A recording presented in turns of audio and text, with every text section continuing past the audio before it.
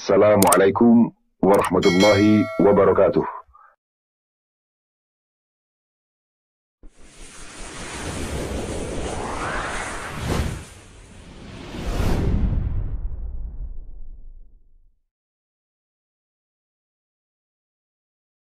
क्या आप सोच रहे हैं कि डेटा एंट्री में जॉब कैसे करें? लेकिन क्या आपको पता है कि डेटा एंट्री में जॉब करने के लिए आपको एक्सेल सॉफ्टवेयर की ज़रूरत बहुत होती है। एक्सेल, मैं माइक्रोसॉफ्ट एक्सेल की बात कर रहा हूँ दोस्तों, सर्फ एक्सेल की नहीं। Okay, I am just joking. लेकिन मैं आपको बताऊं कि माइक्रोसॉफ्ट एक्सेल सॉफ्टवेयर खाली डेटा एंट्री के लिए यूज़ नहीं होता है, उसके बहुत सारे यूज़ होते हैं। जहाँ पे भी डेटा के ऊपर कुछ ना कुछ कैलकुलेशंस किए जाते हैं, रिपोर्ट्स बनाए जाते हैं। अलग अलग मल्टीनेशनल कंपनीज में डेटा के ऊपर जब काम होता है तो माइक्रोसॉफ्ट एक्सेल सॉफ्टवेयर यूज़ किया जाता है। और माइक्रोसॉफ्ट एक्सेल के मैंने ढेर सारे वीडियो बनाए हैं, बहुत सारे वीडियोज़ है। आप अगर मेरे चैनल पे विजिट करोगे, लर्न मोर चैनल नाम है मेरे चैनल का, आप पहली बार विजिट कर रहे हो तो नाम बता देता हूँ चैनल का। इसमें एक्सेल के ढेर सारे वीडियो मैंने बनाए, लेकिन बिगिनर्स के लिए ऐसा एक वीडियो नहीं बनाया था जिसमें बिगिनर्स के लिए जो पूरे एक्सेल के पॉइंट्स कवर हो। तो मैंने सोचा कि यार अगर कोई बिगिनर्स मेरे चैनल को विजिट करता है जिसको एक्सेल बिल्कुल पता नहीं है, तो एक्सेल वो चाहता है कि यार डेटा एंट्री में किस तरह से एक्सेल यूज़ किया जाता है, या एक्सेल के अंदर चार्ट्स क्या होते हैं, कॉलम्स, रोज, इंसर्ट क्या होता है, फॉर्मूलाज कैसे इंसर्ट किया जाता है, ये सारी चीज़ें उसको पता नहीं है।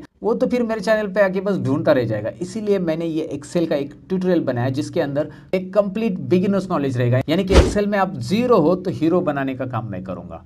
लेकिन आपको इस वीडियो को पूरा देखना पड़ेगा दोस्तों। एक्सेल में हर एक चीज़ को बारीकी से एक्सप्लेन करने की यहाँ पे मैंने कोशिश की है। मेरे जो 10 से 15 साल का टीचिंग का एक्सपीरियंस है वो मैं यहाँ पे इस वीडियो में दे रहा हूँ दोस्तों। ज़रूर इस वीडियो को आप पूरा देखें, तभी आपको समझ में आएगा कि मैंने कितने डिटेल में इसको एक्सप्लेन किया। क्योंकि इस वीडियो को मैंने इतना लंबा इसलिए बनाया क्योंकि आपको एक ही ट्यूटोरियल में सब कुछ मिले, आपको अलग अलग। तो जैसे कि मैंने आपको इंटर पार्ट से कहा कि आप एक्सेल बिगिनर्स हो तो ये वीडियो आपको बहुत यूजफुल होने वाला है। तो कैसे? सबसे पहले तो मैं एक्सेल स्टार्ट करके दिखाऊंगा, एक्सेल के हर एक पार्ट को मैं एक्सप्लेन करूंगा। कुछ फॉर्मूलाज रहेंगे जो बेसिक लेवल पे या बिगिनर्स लेवल को पे आपको पता रहने चाहिए, वो भी मैं आपको बताऊंगा। चलिए सबसे पहले हम यहाँ पे एक्सेल स्टार्ट करते हैं। सबसे पहले करना क्या है, यहाँ पे आपको रन कमांड लेना है। आप रन कमांड से स्टार्ट कर सकते हैं, आप सर्च बॉक्स में डायरेक्टली एक्सेल टाइप करेंगे तो भी चलेगा। रन कमांड लेने के लिए आपको स्टार्ट और आर बटन प्रेस करना है, यानी विंडो की प्लस आर। विंडो की प्लस आर स्क्रीन पे मैं आपको दिखा रहा हूँ, और उसके बाद आपको यहाँ पे एक्सेल टाइप करना है। एंड एक्सेल जैसे आप टाइप करोगे, एंटर करोगे, एक्सेल शुरू हो जाएगा दोस्तों। तो जैसे एक्सेल शुरू करूंगा आपके सामने ये स्क्रीन का लेआउट आ जाएगा, इस तरह की स्क्रीन आ जाएगी। अगर आपका एक्सेल 2013 है, 16 है और 10 है तो थोड़ा बहुत चेंजेस रहेगा उसमें, लेकिन यहाँ पे 13 और 16 क्योंकि एक्सेल के अलग अलग वर्जन है। जो भी वर्जन आप यूज़ करते होगे डोंट वरी, जो मैं टिप्स या ट्रिक्स एक्सेल की बेसिक बिगिनर लेवल की बताने वाला हूँ वो सभी वर्जन में आपको यूज़फुल रहेगी। इसीलिए मैं कौन सा वर्जन यूज़ करता हूँ इससे कोई फ़र्क नहीं पड़ने वाला, आप कौन सा वर्जन यूज़ करें इससे भी कोई फ़र्क नहीं पड़ने वाला। बस आपको एक्सेल के अंदर जितनी भी चीज़ें मैं यहाँ पे पढ़ाने वाला हूँ वो उस वर्जन में काम आएगी, और नहीं आ रही है, उस वर्जन में नहीं दिखाई दे रही है, तो मैं आपको बताऊँगा कि वो चीज़ें उस वर्जन में नहीं है, कौन सी है। ऐसी कुछ चीज़ें हैं जो कि पुराने वर्जन में नहीं है, लेकिन मैं आपको बताऊंगा।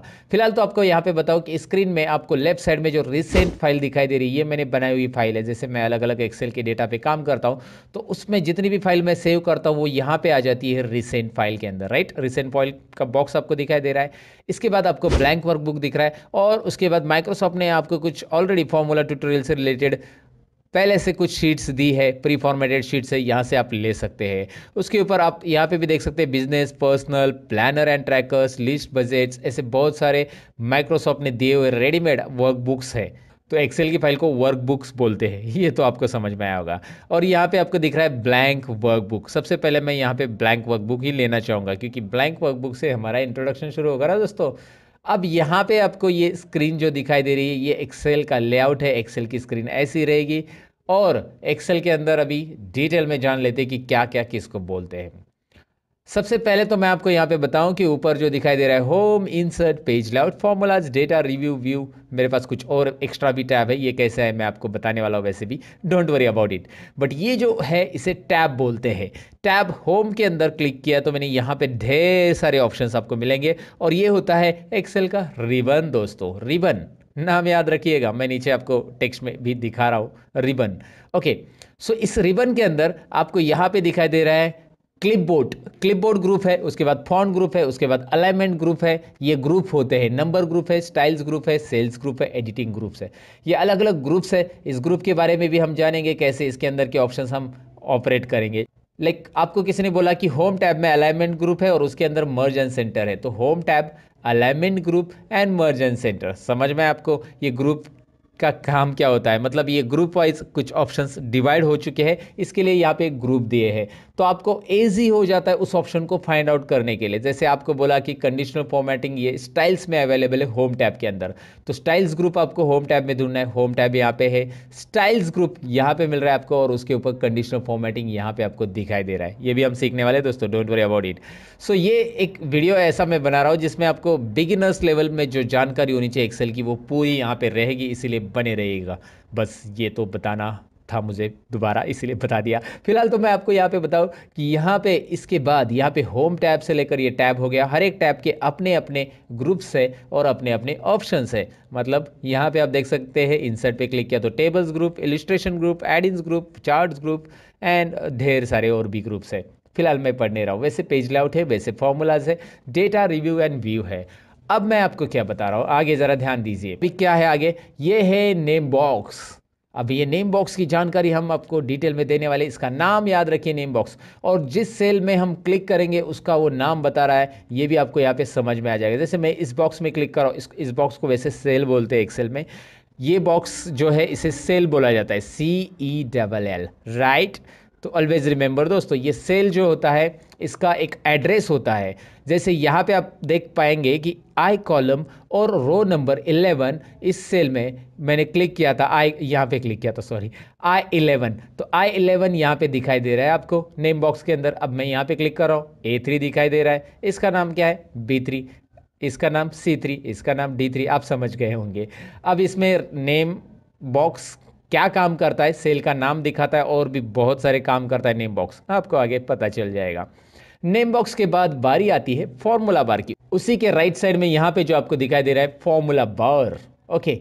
यहाँ पे ये जो बार है, यानी कि ये वो बार नहीं है जहाँ पे लोग बार बार जाते हैं, ये फॉर्मूला वाला बार है जहाँ पे हमें फॉर्मूला दिखाई देगा दोस्तों, राइट। अब इसमें फॉर्मूला कैसे दिखाई देगा मैं आपको यहाँ पे एक छोटा सा एग्जांपल बताता हूँ। कोई भी सेल के अंदर क्लिक कीजिए, जैसे मैंने यहाँ पे E5 पे क्लिक किया है और इसके अंदर मैं कुछ लिखूंगा। अब मैं यहाँ पे एक बात बताना चाहूँगा कि यार ये आपको जूमिंग में मुझे बार बार जूम करना पड़ रहा है, तो इस बॉक्स की साइज़ मैं बढ़ाना चाहता हूँ, मतलब ओवरऑल ये जो बॉक्सेस है उनकी सबकी साइज़ एक साथ बढ़ानी है, तो जूम मैं कर सकता हूँ एक्सेल के अंदर। उसके लिए शॉर्टकट की है Alt+V+Z। Alt+V+Z ये शॉर्टकट की मैं यहाँ पे बता रहा हूँ आपको, इसे प्रेस कैसे करना है मैं बता देता हूँ। Alt के बाद V प्रेस करना है, Alt के साथ में V प्रेस कीजिए, आपको कुछ रिजल्ट नहीं आएगा, बाद में आपको Z इंडिविजुअल प्रेस कर देना है। जैसे आप प्रेस करोगे यहाँ पे एक डायलॉग बॉक्स आएगा, जो कि मैं यहाँ पे मिडल में ले रहा हूँ स्क्रीन के, और आपको दिखा रहा हूँ जूम का डायलॉग बॉक्स है, मैग्निफिकेशन। इसमें आप अप एरो और डाउन एरो प्रेस करके, कीबोर्ड के ऊपर से अप और डाउन एरो प्रेस करके आप इसका जूमिंग लेवल डिक्लेयर कर सकते हैं। मैक्सिमम एक्सेल में 400% आप जूमिंग कर सकते हैं, जो कि आप एक कस्टम ऑप्शन दिया है उसमें आप टाइप करके ले सकते हैं। तो कस्टम में टाइप कीजिए 400%, तो 400 हो जाएगा। फिलहाल मुझे ज़रूरत नहीं है, 200 मैंने सिलेक्ट किया है। I do one thing, okay करेंगे। मैक्सिमम 400 है, मिनिमम 10% जूमिंग। अच्छा, अगर आपको Alt+V+Z से नहीं करना है तो और कौन सा तरीका है जूमिंग करने का, आप कंट्रोल बटन प्रेस करके माउस का स्क्रॉल बार घुमा सकते हैं आगे और पीछे। कीबोर्ड के ऊपर जो कंट्रोल बटन रहता है उसे प्रेस करके रखिएगा, माउस का स्क्रॉल बार आगे और पीछे घुमाएंगे तो क्या होने वाला है आपको पता है, जूम इन जूम आउट होने वाला है, राइट। सो ये आप ट्राई कर सकते हैं, या इसके अलावा कर सकते हैं आप राइट कॉर्नर में, यहाँ पे राइट कॉर्नर में आइए और यहाँ पे आपको जूमिंग के लिए मिल रहा है ऑप्शन, प्लस की तरफ क्लिक करें, मतलब प्लस के ऊपर क्लिक करेंगे तो ये जूम इन होता जाएगा, माइनस पे क्लिक करेंगे तो ये जूम आउट होते जाएगा। ये सिंपल चीज़ें मुझे बताने की ज़्यादा ज़रूरत नहीं, लेकिन मैंने आपको बताया कि शॉर्टकट की से ये कर सकते हैं, और कैसे करना है आप ये समझ गए होंगे, राइट। ओके, तो अब यहाँ पे ही आपको समझ में आया कि जूम कैसे करना है। फिलहाल मैं आपको फॉर्मूला बार के बारे में बता रहा था, अब फॉर्मूला बार पे फिर से चले जाते हैं। अब फॉर्मूला बार करेगा क्या, कैसे काम करेगा दिखाता हूँ मैं आपको। यहाँ पे मैं = दे रहा हूँ, कोई भी फॉर्मूला लिखना है तो मैं यहाँ पे लिखता हूँ 50 = ये कंपलसरी है एक्सेल के अंदर कोई भी फॉर्मूला के पहले लिखना, because every formula with begins with = sign.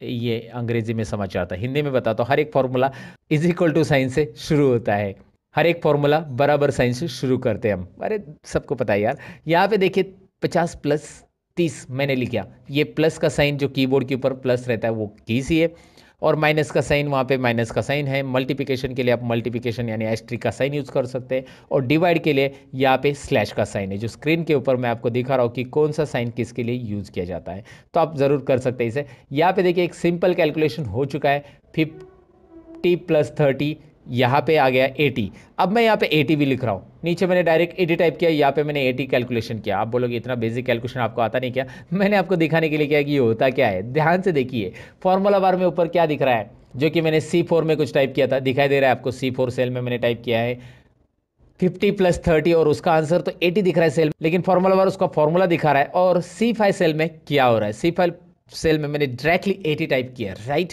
तो 80 टाइप किया तो वहाँ पे कोई फॉर्मूला नहीं आ रहा है। So if there is a formula in your cell it will display formula, if there is a content in your cell it will display content. मतलब फॉर्मूला बार का काम यही होता है दोस्तों। यहाँ पे देखिए फॉर्मूला है तो फॉर्मूला दिखा रहा है, यहाँ पे देखिए सेल में कंटेंट है तो कंटेंट दिख रहा है, टेक्स्ट है तो टेक्स्ट दिखाई देगा। और यहाँ पे नोटिस कीजिए, जब आप टेक्स्ट टाइप करेंगे तो वो लेफ्ट अलाइनमेंट में ऑटोमेटिक आएगा। जो भी टेक्स्ट आप टाइप करो, जैसे मैंने यहाँ पे टाइप किया लर्न मोर, तो ये आपको, ये थोड़ा सा कॉलम की साइज में बढ़ाना बताऊंगा आपको आगे, लेकिन यहाँ पे दिख रहा है ये लेफ्ट साइड में रहेगा और ये रहेगा राइट साइड में। टेक्स्ट हमेशा लेफ्ट साइड में अलाइन करता है और नंबर हमेशा राइट में अलाइन करता है, लेकिन हम उसे अलाइन चेंज कर सकते हैं, left to right, right to left कर सकते हैं। फिलहाल तो फॉर्मूला बार मैंने बताया, और फॉर्मूला बार इतना ही नहीं है जितना दिख रहा है। फॉर्मूला बार को यहाँ पे राइट कॉर्नर से हम एक्सटेंड कर सकते हैं। यहाँ पे एक छोटा सा डाउन एरो दिख रहा है आपको, और इसे आप क्लिक करेंगे तो ये फॉर्मूला बार एक्सटेंड होता है, राइट? ओके, यहाँ पे क्लिक करेंगे, एक्सटेंड मतलब थोड़ा सा फॉर्मूला बार आपको बड़ा दिख रहा है ना। जब ज़रूरी है, जब बहुत बड़ा फॉर्मूला आप लिख रहे हैं, तब जाके ये फॉर्मूला बार को एक्सटेंड करने की ज़रूरत आपको पड़ सकती है, जो कि वो लाइन में नहीं बैठा तो नीचे की लाइन में आ जाएगा अगर आप वहाँ पे क्लिक करते हो तो, राइट? ओके, सो ये इंट्रोडक्शन के बाद आगे बढ़ते हैं। यहाँ पे मैं आपको बताऊँ कि these are the columns of Excel. ये जो है ABCDEFGH IJKLMNOPPQRSTUVWXYZ, मैं गाना नहीं गा रहा हूँ, ये कॉलम्स है एक्सेल के। और जेड तक ही नहीं है, आप देखेंगे आगे भी कॉलम है, ABACAD समझे, AD I mean AD column का नाम है। वैसे ही A to Z हो जाएगा, फिर BA आ जाएगा, BB भी आ जाएगा दोस्तों, BB BC BD, वो बीड़ी नहीं जो पीने वाली है। ओके, हम जस्ट जोकिंग, बट आपको मैं बता रहा हूँ कि यहाँ पे बहुत सारे हैं, बहुत सारे BF भी कॉलम है, BG है। और आपको मैं बताऊँ कि ऐसे आप राइट एरो प्रेस करने से अच्छा कंट्रोल और राइट एरो प्रेस करो, डायरेक्टली लास्ट कॉलम पे आ जाएंगे। लास्ट कॉलम को जंप करने के लिए कंट्रोल राइट एरो, और फर्स्ट कॉलम को जंप करने के लिए control left arrow, right? Control right left, right left. अब ये जो राइट प्रेस करने के बाद ये लास्ट कॉलम जो आ रहा है वो है टोटल काउंटिंग। अगर हम करेंगे, वैसे मैं आपको डायरेक्टली बता रहा हूँ, काउंटिंग करने की जरूरत नहीं, आपको बैठना नहीं काउंटिंग के लिए, या ड्रैग भी नहीं करना है कोई नंबर्स। 16,384 टोटल कॉलम्स एक्सेल में रहते, इतने सारे रिकॉर्ड्स हम वर्टिकली रख सकते हैं। लेकिन मैं आपको बताऊँ क्या कि ये रिकॉर्ड्स एक्सेल के अंदर के जो होते हैं ना, इतने भी हमें कम पड़ते हैं। बड़े बड़े कंपनी का जब डेटा आता है, जैसे कोई मल्टीनेशनल कंपनी का डेटा है, बैंकिंग का डेटा है, बैक ऑफिस का डेटा है, तो एक्सेल वहाँ पे एक्सेल का थोड़ा सा ड्रॉबैक है। लेकिन एक्सेल के अलावा और क्या यूज़ कर सकते हैं, मैंने मेरे चैनल के वीडियोस में बताया है। वो है कि आप एक्सेल में वो डेटा नहीं हो रहा है तो एक्सेल के अंदर ही हम एक्सेल के कुछ एडिंग्स यूज़ करके वर्क उसके ऊपर काम कर सकते हैं। फिलहाल तो मैं आपको बताऊं कि कंट्रोल लेफ्ट और कंट्रोल राइट एरो से हमने यहाँ पे जंप किया था लास्ट कॉलम में, फर्स्ट कॉलम से लास्ट कॉलम, 16,384 टोटल कॉलम से एक्सेल में, ABCD से लेकर ऐसे। और ऐसे ही आप डाउन एरो प्रेस करोगे तो आपको रोज मिलेंगे ढेर सारे, जो कि आपको दिखाई दे रहा है स्क्रॉल होते जा रहे हैं। लेकिन अभी मुझे लास्ट रो पे जाना है तो मैं थोड़ी डाउन एरो प्रेस करते रहूँगा कीबोर्ड का, मैं कंट्रोल और डाउन एरो प्रेस करूँगा। जी हाँ, control down arrow directly last row, control up arrow directly first row, control down arrow 10,48,576, 10,48,576, इतने सारे रोज है दोस्तों। ओ माय गॉड, इतने सारे रोज, इतने सारा डेटा हम रख सकते हैं। अगर आपका कोई छोटा मोटा डेटा है तो you can easily enter it, but आपका जब बड़ा डेटा आता है तो एक्सेल के अंदर मैं आपको बताऊं कि 1 लाख रो रखने के बाद और उसके ऊपर फॉर्मूला अप्लाई करने के बाद एक्सेल सपोर्ट नहीं करता है। ये एक एक्सेल का कड़वा सच है दोस्तों। जी हाँ, 10 लाख रोज यहाँ पे है, आप 10 लाख का रिकॉर्ड रख सकते हैं, लेकिन जब आप कोई भी 10 लाख सेल्स पे अगर फॉर्मूला अप्लाई करने जाएंगे you will not get proper result, because वो फाइल बहुत हेवी हो जाती है और एक्सेल हेवी फाइल को सपोर्ट नहीं कर पाता है। इसीलिए तो एक्सेल ने 2010 में ये बातें ध्यान में रखी और 2010 के ऑफिस के लिए 2010 से आगे जितना भी वर्जन है 10, 13, 16 वर्जन जो है या 19 वर्जन है उसके लिए पावर पाइवट ये लॉन्च किया गया है। पावर पाइवट यहाँ पे आपको एक मेनू दिख रहा है पावर पाइवट, इसके बारे में मैं वीडियो बनाने वाला हूँ, आप इंटरेस्टेड हो तो पावर पाइवट आगे देखिएगा। लेकिन ये थोड़ा सा एडवांस लेवल या एडवांस एक्सेल के पार्ट में आता है। तो ये जहाँ पे डेटा बहुत बड़ा आता है, फॉर्मूले लगते हैं, तो एक्सेल वहाँ पे आपको सपोर्ट नहीं करता है, तो इसीलिए उन्होंने पावर पाइवट बनाया जहाँ पे आप अलग फॉर्मूलाज यूज़ करके एक्सेल के अंदर पावर पाइवट में काम कर सकते हैं। फिलहाल वो बातें तो साइड में रहने दो, हम सीख रहे हैं यहाँ पे कि एक्सेल में इतने सारे रोज रहते हैं 10,48,576 और पहला रो है हमारा यहाँ पे दिख रहा है control up and down arrow, control right and left arrow. ये जो शॉर्टकट कीज मैं बता रहा हूँ ना, इससे प्रैक्टिस कीजिएगा दोस्तों, तभी तो आपका हाथ बैठ जाएगा कीबोर्ड के ऊपर। और मैंने वैसे एक्सेल के ऊपर 101 शॉर्टकट कीज मतलब एक्सेल की लगभग सारी शॉर्टकट कीज का एक वीडियो बनाया, काफ़ी इंटरेस्टिंग है, प्रैक्टिकल एक्सप्लेन करके बताया उस वीडियो में मैंने कि किस तरह से हम एक्सेल की ये शॉर्टकट कीज को यूज़ करके हमारा काम आसान कर सकते हैं। तो ज़रूर उस वीडियो को एक बार चेक कर लेना, उसकी लिंक मैं आपके लिए डिस्क्रिप्शन में दे दूंगा इस वीडियो के। ओके, फिलहाल तो हम यहाँ पे बढ़ते आगे। यहाँ पे कॉलम्स और रोज मैंने बताया, और कॉलम और रोज के इंटरसेक्शन में यानी कि दोनों के एक दूसरे को जहाँ पे वो छेड़छाड़ करते हैं, आई मीन यहाँ पे आपको दिख रहा है एक बॉक्स बन रहा है, तो यहाँ पे इंटरसेक्शन जो हो रहा है उसको सेल बोलते हैं, जो कि सेल का हर एक का एड्रेस आ जाता है, यहाँ पे मैंने बताया था आपको। लेकिन जैसे आप ऐसे सेल सेलेक्ट कर ले तो इसे बोलते हैं रेंज ऑफ सेल। इसे क्या बोलते हैं? Range of cell. तो कौन सी रेंज है, क्या आप मुझे बता सकते हैं? नहीं तो मैं आपको बता देता हूं, कोई बात नहीं। C3 सेल से लेकर F11, C3 से F11 लिखेंगे कैसे इसका? अगर लिखने की बारी आती है आपको कहीं पे तो C3 से F11 बीच में कॉलन यूज़ किया जाता है रेंज को डिफाइन करने के लिए। तो ये रेंज हो गया। अगर आप ये सिलेक्ट करेंगे टेल मी नाउ D3 से लेकर F11, राइट। तो ये रेंज ऑफ सेल होता है जो कि आपको याद रखना है, जिसमें हेड सेल हमेशा वाइट रहता है और बाकी सेल इस तरह से रहती है। तो रेंज ऑफ सेल या ग्रुप ऑफ सेल को एक साथ सेलेक्ट करने के बाद रेंज कौन सी होती है वो मैंने आपको बता दिया। नेम क्या होता है ये मैंने बता दिया। उसके बाद हम बढ़ते हैं आगे शीट की तरफ। यहाँ पे आपको दिखाई दे रहा है नीचे शीट 1 आ चुका है, और ऐसे आप एक्सेल में ढेर सारे शीट ले सकते हैं अलग अलग रिकॉर्ड्स रखने के लिए। मैं यहाँ पे बस प्लस पे क्लिक करते जा रहा हूँ। वैसे मैं शॉर्टकट की भी बता देता हूँ, शिफ्ट और F11, शिफ्ट और F11 करेंगे तो शीट इंसर्ट होगी। लेकिन जब आप कीबोर्ड से मतलब शॉर्टकट की से शीट इंसर्ट करते हैं, देखिए मैं शिफ्ट F11 कर रहा हूँ तो वो लेफ्ट साइड में इंसर्ट होगी, वो यहाँ पे लेफ्ट साइड में इंसर्ट हो रही है, दिखाई दे रहा है आपको। शीट शिफ्ट प्लस F11 करने से क्या होगा, शीट लेफ्ट साइड में इंसर्ट हो रही है। और अगर यहाँ पे प्लस पे क्लिक करके आप इंसर्ट करते हो तो वो राइट में इंसर्ट हो रही है, राइट। ओके, समझ में आपको? वो शीट को आप ऐसे अरेंज कर सकते हैं। वैसे ये 7 नंबर को यहाँ पे ड्रॉप करना है, 8 नंबर को यहाँ पे ड्रैग एंड ड्रॉप करना है, बस माउस का बटन क्लिक करके रखिए, ड्रैग एंड ड्रॉप, राइट। ये ऑर्डर में आ चुका है। कोई भी शीट कहीं पे भी आप रख सकते हैं। ये शीट्स आप यहाँ पे बहुत सारी इंसर्ट कर सकते हैं, लेकिन डिपेंड आपके डेटा कितने हैं। आपके 12 महीने का डेटा है तो 12 शीट इंसर्ट करो। आपके पास बहुत सारा अलग अलग शीट्स का रिकॉर्ड है तो वहाँ पे अलग अलग शीट्स बना के अलग अलग रिकॉर्ड रख सकते हैं। जैसे हर एक शीट के अंदर उतने रोज और उतने कॉलम आपको मिलने वाले जितने कि पहले शीट में है। और यहाँ पे शीट से रिलेटेड कुछ और टिप्स एंड ट्रिक्स है जो आगे मैं आपके साथ शेयर करूंगा। लेकिन शीट को डिलीट कैसे करना है और रीनेम कैसे करना है ये चीज़ें बता के जाऊंगा। यहाँ पे कुछ बेसिक चीज़ें शीट से रिलेटेड देखते हैं। जैसे इस शीट में कुछ नाम देना है तो आप यहाँ पे राइट क्लिक कीजिए इस शीट के ऊपर और रीनेम ऑप्शन। इससे होगा क्या, इस शीट को आप कस्टमाइज नेम दे सकते हैं।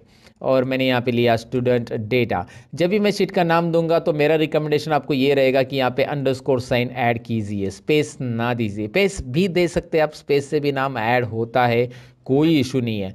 बट मेरा रिकमेंडेशन इसलिए रहेगा क्योंकि आगे जाकर एक्सेल जब एडवांस आप सीखोगे तो आपको ये नाम देने की अगर आदत है तो इस नाम का बेनिफिट ये होता है कि जब आप प्रोग्रामिंग में इस शीट का नाम यूज़ करना चाहते हो तो कर सकते हैं, एक्सेल की VBA कोडिंग में वगैरह। तो इसलिए मैं आपको थोड़ा सा ऐसा प्रिपेयर करूँगा कि भाई आप थोड़े से एडवांस भी जानते हो एक्सेल के अंदर कि एक्सेल के अंदर शीट को नाम कैसे देना है। फिलहाल यहाँ पे मैंने स्पेलिंग मिस्टेक कर दी है, ओके, उसको मैंने करेक्ट कर दिया। ओके, स्टूडेंट डेटा, ऐसे शीट को आप राइट क्लिक करके रीनेम कर सकते हैं। नहीं चाहिए तो शीट को यहाँ से आप डिलीट कर सकते हैं, या वो ऊपर इंसर्ट है इंसर्ट भी कर सकते हैं शीट को। इसी शीट का कॉपी बनाना है कॉपी कर सकते हैं। इसका कोड भी है, प्रोटेक्ट भी है, इसका टैब कलर भी है। कोड प्रोटेक्ट जो है वो आगे देखने वाले हैं। फिलहाल टैब कलर देखिए, यहाँ पे टैब कलर मैं दे रहा हूँ। हर एक शीट को अलग अलग कलर देके आप इस तरह से फॉर्मेटिंग रख सकते हैं दोस्तों, राइट।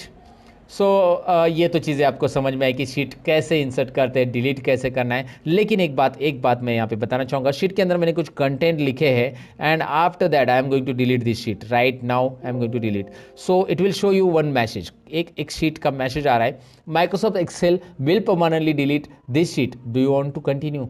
ये एक्सेल क्या कर रहा है, पूरी की पूरी शीट परमानेंटली डिलीट कर रहा है। अगर आप इसे डिलीट करते हो तो आपको डेटा मिलने वाला नहीं है। मैंने डिलीट कर दिया, आप बोलोगे मैं अंडू कर सकता हूँ, नहीं होगा अंडू। कंट्रोल जेड यहाँ पे नहीं चलेगा दोस्तों, कंट्रोल जेड चलेगा बस आप जब शीट के अंदर के कुछ डेटा डिलीट करते, जैसे यहाँ पे डेटा डिलीट कर दिया, गलती से डिलीट हो गया, तो एक्सेल ने हमें दिया है अंडू या माइक्रोसॉफ्ट ने हमें दिया है अंडू। हमारी गलतियाँ माइक्रोसॉफ्ट हमें माफ़ करता है, एक नहीं 100 गलतियाँ भी अंडू कर सकते हैं हम, लाइफ में नहीं कर सकते, इतना याद रखना। I am just joking. Okay, तो यहाँ पे अंडू कर दिया मैंने, कंट्रोल जेड से अंडू हो गया, राइट। तो शीट के अंदर का डेटा डिलीट हो गया तो कोई बात नहीं, लेकिन शीट डिलीट हो गई तो वो अंडू नहीं होती है, इसीलिए उसका डेटा चाहिए या नहीं चाहिए वो आपको कंफर्म करना है। यहाँ पे परमानेंट डिलीट हो रहा है, परमानेंट डिलीट तो आप समझ गए होंगे, राइट। तो आपको यहाँ पे शीट डिलीटेशन के बारे में एक चीज़ मुझे बतानी थी, मैंने बता दी। शीट प्रोटेक्शन और बाकी सारी चीज़ें जो है शीट से रिलेटेड आगे सीखने वाले हैं। इंट्रोडक्शन में आगे मैं आपको बताऊंगा कि एक्सेल की स्क्रीन को आपको छोटा करना है तो उसके लिए, मतलब रिस्टोर करना है स्क्रीन को, तो उसके लिए शॉर्टकट की मैं बता रहा हूँ, अल्ट स्पेस और आर बटन प्रेस कीजिए। देखिए Alt space R, Alt space X, interesting है, अल्ट स्पेस आर स्मॉल हो गया, अल्ट स्पेस एक्स। इस तरह से एक्सेल की स्क्रीन को आप छोटा बड़ा कर सकते हैं। ये शॉर्टकट कीज एक इंपॉर्टेंट है जो कि मैंने आपको बता दी। यहाँ पे आगे चलते हैं अभी डेटा के ऊपर और काम करते हैं कुछ एक्सेल के अंदर, साथ में उसकी फाइल कैसे सेव होती है, कौन कौन से फॉर्मेट में सेव किया जाता है, ये चीज़ें भी हम यहाँ पे देखते हैं। तो इंट्रोडक्शन के बाद अब नेक्स्ट पार्ट की तरफ बढ़ते हैं जिसमें डेटा टाइपिंग कैसे करना है यहाँ पे देखेंगे। एक्सेल के अंदर डेटा एंट्री होता है, ये आपने सुना ही होगा, लेकिन डेटा एंट्री कैसे करना है आपके सबके मन में ये क्वेश्चन रहेगा। तो सबसे पहले तो मैं क्या करता हूँ, इस वर्कबुक, ये दिख रहा है बुक 1 आ चुका है, इसको मुझे अभी क्लोज करना है, मुझे नया बुक लेना है, तो मैं कंट्रोल W करूँगा, कंट्रोल W क्लोज बुक। ये जो है एक्सेल वर्कबुक नहीं क्लोज होगा, जो हमारा ओपन बुक है, ओपन फाइल है एक्सेल की, वो क्लोज होगी। So do you want to save it, हमें सेव नहीं करना है, डोंट सेव पे मैं क्लिक करता हूँ, कंट्रोल N करूंगा नया वर्कबुक लेने के लिए। जहां पे आपको दिखाई दे रहा है नीचे आप देख सकते हैं शीट 1 नया फ्रेश आ चुका है, इस वर्कबुक का नाम देख सकते हैं बुक 2 आ चुका है, right. Okay, so now I will do one thing, पहले तो इसे जूम करूंगा, अल्ट वी जेड, हमेशा की तरह जूम हो गया।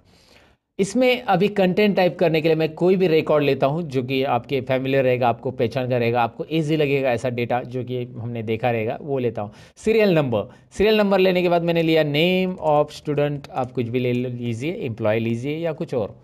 तो यहाँ पे देखिए बी और सी कॉलम के अंदर, यहाँ पे आपको दिखाई दे रहा है कि बी कॉलम के अंदर के कंटेंट सी में जा चुके हैं। ऐसा होना चाहिए क्या? नहीं, बी ने सी की जगह भी ले लिए, नहीं बी ने बी की जगह लेनी चाहिए, तो बी को जगह थोड़ी सी बड़ी चाहिए। इसके लिए हम करेंगे क्या, यहाँ पे बी और सी कॉलम के बीच में माउस लेके आएंगे। बी और सी कॉलम के बीच में जब हम माउस लाएंगे, you will find out arrow, दिखाई दे रहा है ना, इससे क्या होगा, इससे आप ड्रैग कीजिए क्लिक करके, माउस से साइज बढ़ेगी, या फिर आप डबल क्लिक कीजिए, देखिए डबल क्लिक किया तो भी चलेगा, या ड्रैग करेंगे तो भी चलेगा। इट्स अप टू यू कि आपको क्या करना है, यहाँ पे कैसे करना है। डबल क्लिक करने और ड्रैग करने में फ़र्क क्या होता है, ड्रैग करने में आप एक्स्ट्रा साइज भी बढ़ा सकते हैं, लेकिन डबल क्लिक जब आप करते हो तो जितने कंटेंट की साइज है उतनी ही हो जाती है। अच्छा, इसके लिए कीबोर्ड का शॉर्टकट की भी है, मैं आपको बताऊंगा आगे। चलिए आगे देखेंगे कीबोर्ड से कैसे होगा वो भी। फिलहाल आपको मैं यहाँ पे बताता हूँ, सब्जेक्ट 1, सब्जेक्ट 2, सब्जेक्ट 3, और यहाँ पे हम टोटल करेंगे, उसके बाद हम यहाँ पे मैक्स भी निकालेंगे। ये सब बेसिक फॉर्मूलाज हम इसमें कवर कर लेंगे।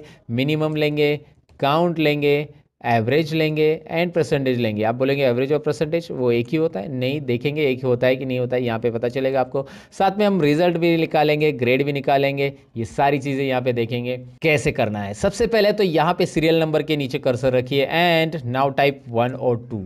यहाँ पे आपको 1 और 2 टाइप करना है। यहाँ पे आपको दिख रहा है ये जो है मैंने कंटेंट टाइप किए हैं, तो मुझे क्या करना है, यहाँ पे इसे ड्रैग करना है। तो मैं क्या करूँगा, अब मैं 1 और 2 को दोनों को सिलेक्ट कर चुका और इस कॉर्नर पे माउस लेके आ रहा हूँ, जिसको हम फिल हैंडल बोलते हैं। ये जो छोटा सा नन्ना सा प्लस दिख रहा है ना, ब्लैक वाला, ये छोटा प्लस हम यहाँ पे क्या करेंगे, इसे ड्रैग करेंगे, इस फिल हैंडल से ड्रैग करेंगे तो क्या होगा, सीरियली फिल होगा। लेकिन एक बात याद रखिए, मैंने 1 और 2 टाइप किया वैल्यूज़, तो ऑटोमेटिकली वो उसके गैप में फिल होते जा रहा है। अगर आपने 1 और 5 टाइप किया होगा और दोनों को सिलेक्ट करके ड्रैग किया होगा, तो दोनों के बीच में जो गैप है वही यहाँ पे जनरेट होते जाएगा, राइट।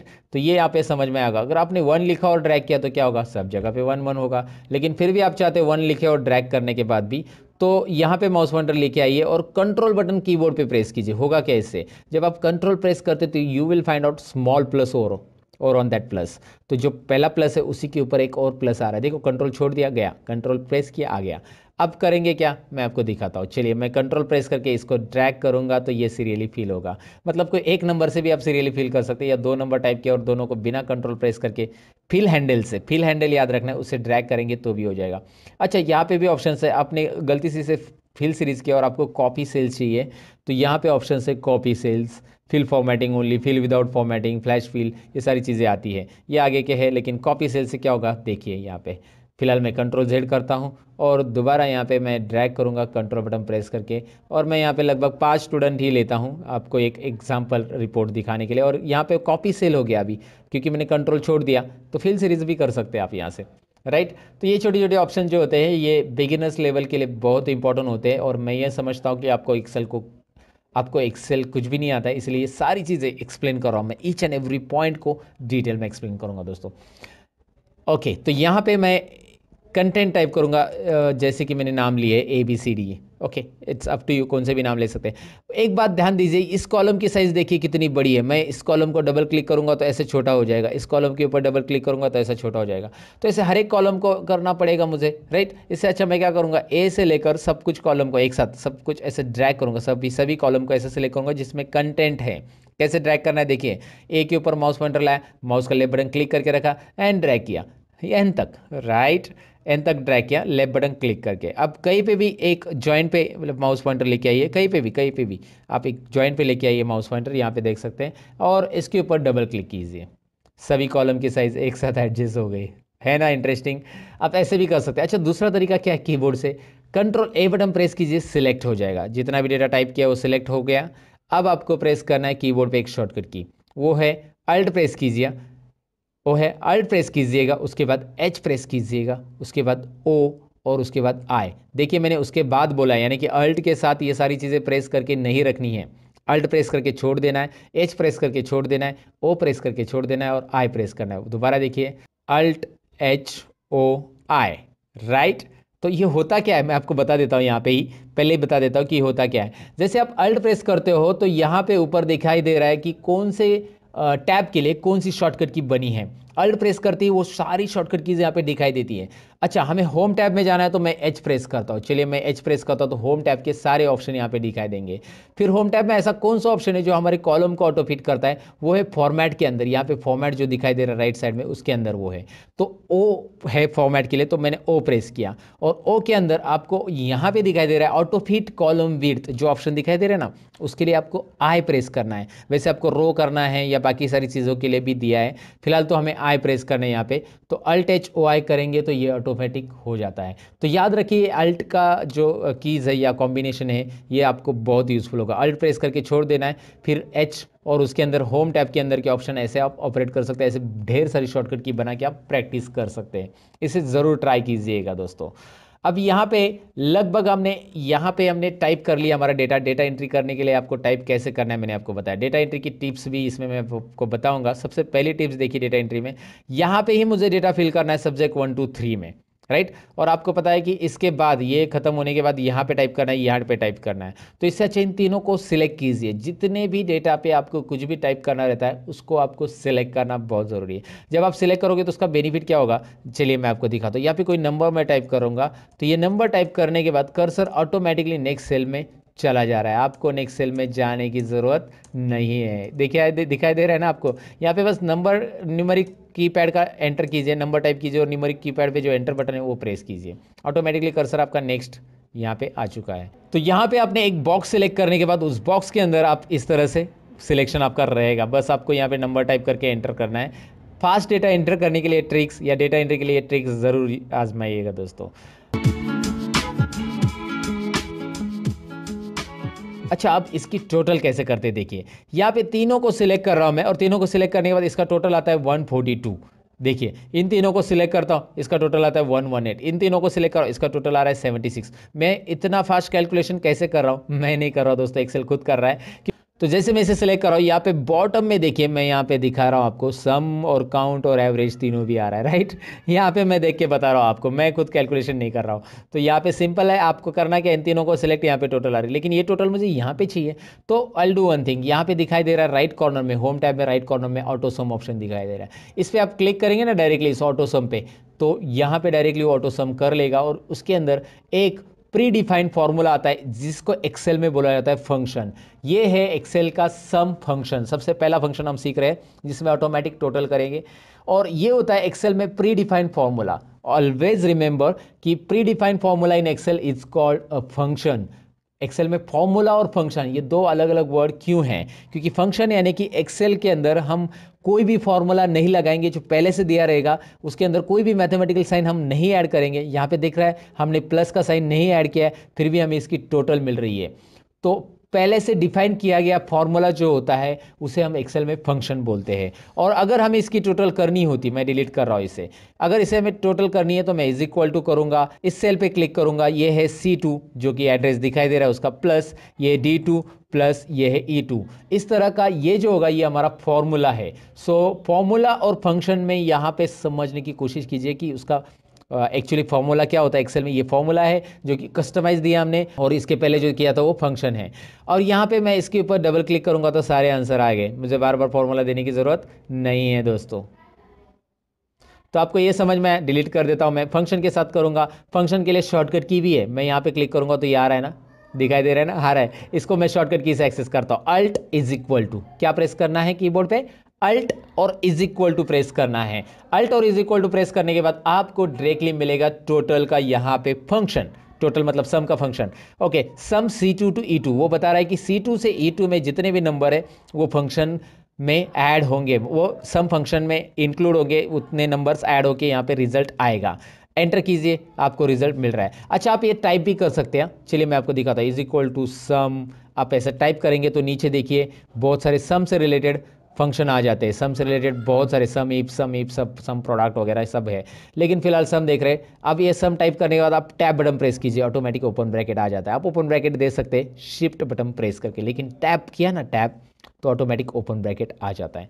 अब करना क्या है, सब्जेक्ट 1 2 3 इन तीनों को सिलेक्ट कीजिए। C2 से E2 मैंने सिलेक्ट किया है, C2 टू E2 ये मैंने सिलेक्ट किया और ब्रैकेट क्लोज कीजिए। एंटर करने के बाद एक्सेल खुद ब्रैकेट क्लोज कर देता है। एक्सेल के पास सेंस है, यस सेंस ऑफ ह्यूमर है एक्सेल के पास दोस्तों। कैसे, मैं आपको बता देता हूँ। यहाँ पे पहला सेंस क्या दिया कि यहाँ पे उसने ट्रैक किया कि यहाँ पे टेक्स्ट है और यहाँ पे आपका नंबर है, तो उसने ऑटोमेटिकली इतनी रेंज ली, Alt is equal to shortcut की प्रेस करने के बाद मुझे रेंज सिलेक्ट करने की जरूरत नहीं पड़ी।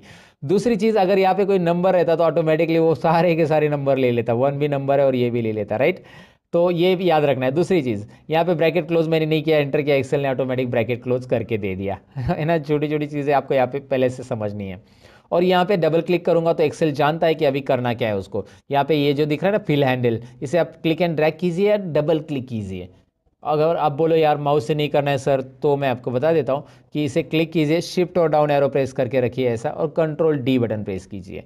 कंट्रोल डी फील डाउन, बहुत सारे शॉर्टकट की जो बेसिक लेवल पे आपको आनी चाहिए, कंट्रोल डी, जिससे आप लोगों को इंप्रेस कर सकते हैं ये करके, इसीलिए ये बेसिक शॉर्टकट कीज आपको याद रखनी है। सिलेक्ट करके कंट्रोल डी कीजिए, फील डाउन, या फिर आप डबल क्लिक कीजिए, आ जाएगा यहाँ पे आपको इसका जवाब मिल जाएगा। तो मैंने आपको बताया कि इसका टोटल कैसे निकालना है। टोटल निकालने का जो प्री डिफाइंड सम है वो क्या होता है। फॉर्मूला भी हम दे सकते हैं, लेकिन फॉर्मूला देंगे तो वो बहुत लंबा भी हो जाता है, पेचीदा भी हो जाएगा, बराबर ना। सपोज एग्जांपल ले लो ना, लाइक आपको इसकी टोटल करनी है, इसकी टोटल करनी है, इसकी, तो इसके लिए 5 सेल है, 1 2 3 4 5 सेल। तो इतना बड़ा फॉर्मूला देने से अच्छा क्लिक कीजिए, अल्ट इज इक्वल टू कीजिए और एंटर बटन प्रेस कीजिए, राइट। यहाँ पे भी क्लिक कीजिए, अल्ट इज इक्वल टू कीजिए, एंटर बटन प्रेस कीजिए। ऐसे आप इसकी टोटल कर सकते हैं। अल्ट इज इक्वल टू से होता क्या है समझ में आपको। फिलहाल तो यहाँ पे अल्ट इज इक्वल टू इसकी टोटल, और यहाँ पे डबल क्लिक आ गया। मैक्स निकालने के लिए यहाँ पे ऑटो सम के अंदर जो कॉर्नर में, राइट कॉर्नर में आपको दिखाई दे रहा है, इसके अंदर आपको max, mean, count numbers, average और सम तो हमने निकाल लिया। तो अभी मैक्स निकालना है तो मैं मैक्स पे क्लिक करता हूँ। यहाँ पे उसने क्या कर लिया, बाय डिफॉल्ट लेफ्ट साइड के सभी नंबर ले लिए। देखिए अब मैंने आपको बताया था एक्सेल में सेंस है, आप बोलोगे यार मुझे तो सब्जेक्ट 1 2 3 इन तीनों में से मैक्सिमम निकालना है, टोटल नहीं लेना है। तो एक्सेल ने क्यों लिया टोटल, क्योंकि भाई एक्सेल को वो नंबर मिल रहा है और नंबर ऑटोमेटिक एक्सेल ट्रैक करेगा। अब करना क्या है आपको, इन तीनों को सिलेक्ट करना है ना ड्रैग करके, माउस का पॉइंटर 45 से लेकर 65 तक ड्रैग कीजिए। Max C2 to E2 formula दिख रहा है आपको आगे, आई मीन फंक्शन दिख रहा है आपको आगे, ये मैक्सिमम निकालेगा। डबल क्लिक कीजिए, ये मैक्स, इनमें तीनों में कौन सा मैक्सिमम मार्क्स है वो आपको यहाँ पे डिस्प्ले करेगा। वैसे आप मिनिमम भी डिस्प्ले कर सकते हैं। करना क्या है, मिनिमम के लिए आपको सिंपल देना है यहाँ पे is equal to sign minimum MIN type कीजिए, उसके बाद टैब बटन प्रेस कीजिए, आप यहाँ पे इसे सिलेक्ट कीजिए, तीनों सब्जेक्ट को एंटर कीजिए। फॉर्मूला आप टाइप करके भी कर सकते हैं। करना क्या है मैंने आपको बताया, देखिए काउंट में बताता हूँ। करना क्या है, is equal to COUNT, UN type किया तो भी ऑटोमेटिक नीचे हाईलाइट हो रहा है। उसके बाद नीचे जैसे ही वो ब्लू कलर में हाईलाइट होता है वो फॉर्मूला जो भी हमारा रिक्वायर्ड है, टैब बटन प्रेस करने से आगे का T वगैरह टाइप करने की ज़रूरत नहीं पड़ेगी। फिर आप इन तीनों को सिलेक्ट करेंगे, फिर आप क्लोज करेंगे ब्रैकेट को, फिर आप एंटर करेंगे और फिर आप ही करेंगे सब कुछ। यहाँ पे डबल क्लिक करना है, दोनों को एक साथ सिलेक्ट करके मैंने डबल क्लिक किया। ये फॉर्मूलाज वहाँ से भी आप ले सकते हैं ऑटोसम से, लेकिन मैंने इसको बताया इस तरह से। अच्छा आपने बोला कि सर जैसे इसको Alt इज इक्वल टू से किया, वैसे ये नहीं होगा क्या कोई शॉर्टकट की से, राइट ना, शॉर्टकट की से भी तो होना चाहिए। दरअसल इसके लिए शॉर्टकट कीज़ मैंने आपको बताई है। आप बोलोगे यार कभी बताइए, अभी तो मैं एक्सपेंशन पढ़ाया, मैंने बताया था आपको Alt करिए, H कीजिए, H करने के बाद ऑटोसम के लिए क्या आता है देखिए वहाँ पे, ज़रा ध्यान से देखिए, मैं जूम करके भी बता रहा हूँ। वहाँ पे ऑटोसम के लिए क्या आ रहा है, U आ रहा है, U आ रहा है तो मैं U प्रेस करता हूँ और U के अंदर मैक्स निकालना है तो M, राइट। अब यहाँ पे आपको माउस यूज़ नहीं करना पड़ा, right, Alt H U M। Shift और लेफ्ट एरो प्रेस करूँगा क्योंकि मैंने यहाँ पे जो सिलेक्शन देखा था वो 3 सेल का चाहिए था मुझे और 4 सेल का आ रहा है। शिफ्ट और left arrow, shift button hold down करके लेफ्ट एरो कीबोर्ड का प्रेस करने से एक सिलेक्शन, एक सेल कम होगी और एंटर कीजिए। क्या हो रहा है ज़रा देखिए, वापस देखिए, Alt H U और I यानी मिनिमम, शिफ्ट और लेफ्ट एरो कितनी बार, 2 बार, एंटर। मैंने माउस को हाथ ही नहीं लगाया, इसके लिए माउस की ज़रूरत ही नहीं पड़ी मुझे। एक बार आपकी प्रैक्टिस हो गई ना तो आपको माउस की ज़रूरत ही नहीं यार, मतलब मैं आपको बता रहा हूँ, वैसे माउस की ज़रूरत पड़ती है कभी कभी चार्ट्स वगैरह के लिए, लेकिन फिलहाल ऐसे डेटा के लिए तो ज़रूरी नहीं जहाँ पे फॉर्मूलाज आपको ईजिली अप्लाई करने हैं। Alt H home tab, U AutoSum और काउंट नंबर्स के लिए है C, राइट। वहाँ पे आप देख सकते हैं राइट साइड में जो छोटा सा बॉक्स आ रहा है, छोटा सा नन्हा सा प्यारा सा बॉक्स में देख सकते हैं, सम के लिए यस था, एवरेज के लिए A है, काउंट के लिए C है, मैक्सिमम के लिए M है, मिनिमम के लिए I है। फिलहाल C प्रेस करते हैं और यहाँ पे 6 सेल सिलेक्ट हो गए C2 to H2। तो करेंगे क्या, कीबोर्ड से करना है, माउस से तो आप कर सकते हैं लेकिन कीबोर्ड से करना है तो शिफ्ट लेफ्ट एरो 3 बार, क्योंकि 3 सेल रिमूव करने हैं, एंटर कीजिए। Alt H U A, average के लिए शिफ्ट लेफ्ट एरो 4 बार और एंटर कीजिए, राइट। अब मुझे ये भी कीबोर्ड से ही करना है तो मैं करूँगा क्या, शिफ्ट और राइट एरो, फिर शिफ्ट और डाउन एरो और फिर control D, right. Okay, got it दोस्तों। तो ये आपको समझ में आया कि मैंने मैक्स, मीन, काउंट, एवरेज कैसे निकाला। इंटरेस्टिंग है, कोई डिफिकल्टी नहीं है इसमें, कीबोर्ड से कैसे करना है, माउस से कैसे करना है, दोनों चीज़ें मैंने आपको बताई। अच्छा एक बात, एक सवाल मैं आपको पूछना चाहूँगा यहाँ पे कि एवरेज और परसेंटेज सेम रहते हैं क्या? ज़रा मुझे कमेंट सेक्शन में ज़रा बता देना कि एवरेज और परसेंटेज सेम रहते हैं क्या। आप अपना आंसर चेक कर लेना, कमेंट में पहले आंसर लिख देना और फिर यहाँ पे मैं आपको आंसर बता रहा हूँ। एवरेज और परसेंटेज सेम रहते हैं या नहीं रहते हैं, यहाँ पे आपको पता चलेगा, खुद मैं कैलकुलेट कर रहा हूँ। मैं इसका ज़रा कॉलम की साइज़ बढ़ा लूँगा क्योंकि एवरेज जो है पॉइंट्स में आता है और वो पॉइंट्स नहीं दिख रहे थे, तो मैंने कॉलम की साइज़ बढ़ा दी। लेकिन यहाँ पे ज़्यादा डेसिमल आ रहे हैं, इतने ज़्यादा डेसिमल प्लेसेस हमें चाहिए कि देखिए कॉलम की साइज़ बढ़ाइए, इतने सारे डेसिमल आ रहे हैं। तो डेसिमल प्लेसेस को अगर कम ज़्यादा करना है या एक पर्टिकुलर डेसिमल में रखना है तो यहाँ पे होम टैब में आपको ऑप्शन दिया गया है नंबर फॉर्मेट में, ये नंबर ग्रुप दिख रहा है ना, उसमें आपको यहाँ पे ये जो ऑप्शन दिखाई दे रहा है डिक्रीज डेसिमल है और यहाँ पे मैं डिक्रीज़ कर दिया पूरा का पूरा, लेकिन मुझे यहाँ पे राउंड फिगर मिलेगा फिर, तो मैं इंक्रीज डेसिमल पे क्लिक करूँगा। इंक्रीज डेसिमल पे क्लिक जैसे करूँगा 1 2, ये इंक्रीज और डिक्रीज डेसिमल यहाँ पे याद रखना है, इंक्रीज डेसिमल डिक्रीज डेसिमल। सो यहाँ पे बस क्लिक करेंगे तो आपको मिल जाएगा वो ऑप्शंस। यहाँ पे डबल क्लिक कीजिए, कॉलम की साइज़ यहाँ पे एडजस्ट हो जाएगी। ये 2 डेसिमल मैंने रख दिया। अब यहाँ पे परसेंटेज के लिए फॉर्मूला हमें देना पड़ेगा क्योंकि कोई फंक्शन अवेलेबल नहीं है एक्सेल के अंदर, और परसेंटेज का जो फॉर्मूला रहेगा हम कैसे करेंगे, is equal to this is our total divide by what is next, total divide by out of marks, कितने में से मिला ये तीनों भी सब्जेक्ट 100 मार्क्स के मेरे, मतलब पहले सब्जेक्ट 1 को 100 में से मिला है, सब्जेक्ट 2 को 100 में से मिला है और सब्जेक्ट 3 को 100 में से मार्क्स मिला है। तो तीनों 300 में से मुझे मिले हैं, इसलिए 300 इंटू 100, राइट। सो 300 इंटू 100 अगर मैं क्रॉस मल्टीप्लिकेशन करूंगा तो दोनों जीरो हट जाएंगे और यहाँ पे मैं 3 लिखूंगा तो भी चलेगा, लेकिन मैं आपको फॉर्मूला समझाने के लिए ऐसा लिख रहा हूँ, एंटर करूंगा और मैं यहाँ पे डबल क्लिक करूंगा और यहाँ पे देखिए क्या हो रहा है, एवरेज और परसेंटेज यहाँ पे आपको दिखाई दे रहा है। यहाँ पे डेसिमल प्लेसेस एक काम कीजिए, कम कीजिए, 2 डेसिमल प्लेसेस रखिए बस, और आपको एवरेज और परसेंटेज सिमिलर दिख रहा है या नहीं, ज़रा बताइए। सिमिलर है आप बोलेंगे, सिमिलर ही होता है ऐसा आप बोलेंगे, लेकिन कुछ केसेस में सिमिलर है, कुछ केसेस में नहीं। अब कैसे, मैं आपको बता देता हूँ। अगर आपके सब्जेक्ट तीनों भी सब्जेक्ट 100 मार्क्स के हैं तो एवरेज और परसेंटेज सिमिलर रहेगा, लेकिन कोई एक सब्जेक्ट 150 में से मार्क्स मिले हैं, so it is possible to like get 148 marks, है ना। आपको 148 मिले हैं 150 में से, राइट। इधर 100 में से मिले आपको 98 और इधर 100 में से मिले आपको 95। तो अब आपका मार्क्स, यहाँ पे ज़रा डबल क्लिक करता हूँ मैं, यहाँ पे भी डबल क्लिक करता हूँ क्योंकि ये ऐसा आ गया ना, ज़रा ध्यान से देखिए, यहाँ पे हैश आ रहा है ना, तो यहाँ पे कॉलम की साइज़ कम पड़ रही, समझ जाना। ये छोटी छोटी चीज़ें डेटा एंट्री में याद रखना। तो आपको कॉलम की साइज़ बढ़ा देना है, डबल क्लिक करना है, ऐसे आप कर सकते हैं। आपको यहाँ पे ये समझना है कि यहाँ पे टोटल कितनी है, 341, यानी 350 में से ये मिले हैं आपको, 300 में से नहीं मिले। So average can be greater then 100, हो सकता है ना, एवरेज तो 100 से ज़्यादा हो सकता है, लेकिन परसेंटेज हो सकता है क्या, 113% कभी सुना है किसी स्टूडेंट को मिले? तो भैया आपका कैलकुलेशन तो गलत है, क्योंकि ये मिले हैं आपको 350 में से। तो यहाँ पे एक तो आप 350 लिखो, या फिर इसको आप इस तरह से लिखो 3.5, ये भी चलेगा, क्योंकि क्रॉस मल्टीप्लिकेशन में 2 जीरो जो है इधर पॉइंट में आ जाएंगे। तो ये देखिए आपका जवाब क्या आएगा। इस तरह के आपके परसेंटेज रहेंगे, 97% आपको मिले रहेंगे और एवरेज इस तरह से रहेगा। तो एवरेज और परसेंटेज अलग अलग होगा जब आपके सब्जेक्ट के मार्क्स कुछ अलग ही है, 100 नहीं है, 100 में से है तो एवरेज और परसेंटेज सिमिलर रहेगा।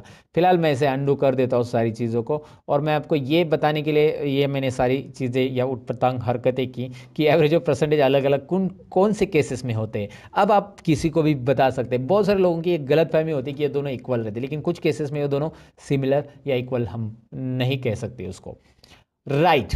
अब रिजल्ट और ग्रेड तो हम निकालने वाले दोस्तों, ये ज़रा ट्रिकी फॉर्मूला, यहाँ पे इफ कंडीशन हम सीखने वाले हैं, और इफ कंडीशन से हम रिजल्ट और ग्रेड कैसे निकालेंगे सीखेंगे। लेकिन उसके पहले कुछ चीज़ें हम यहाँ पे सीख लेंगे। सबसे पहले तो हम कंडीशनल फॉर्मेटिंग सीख लेंगे। अब कंडीशनल फॉर्मेटिंग इनके ऊपर मुझे देनी है, सब्जेक्ट 1 2 3 को मैंने सिलेक्ट किया है। होता क्या है, होम टैब में कंडीशनल फॉर्मेटिंग एक ऑप्शन है।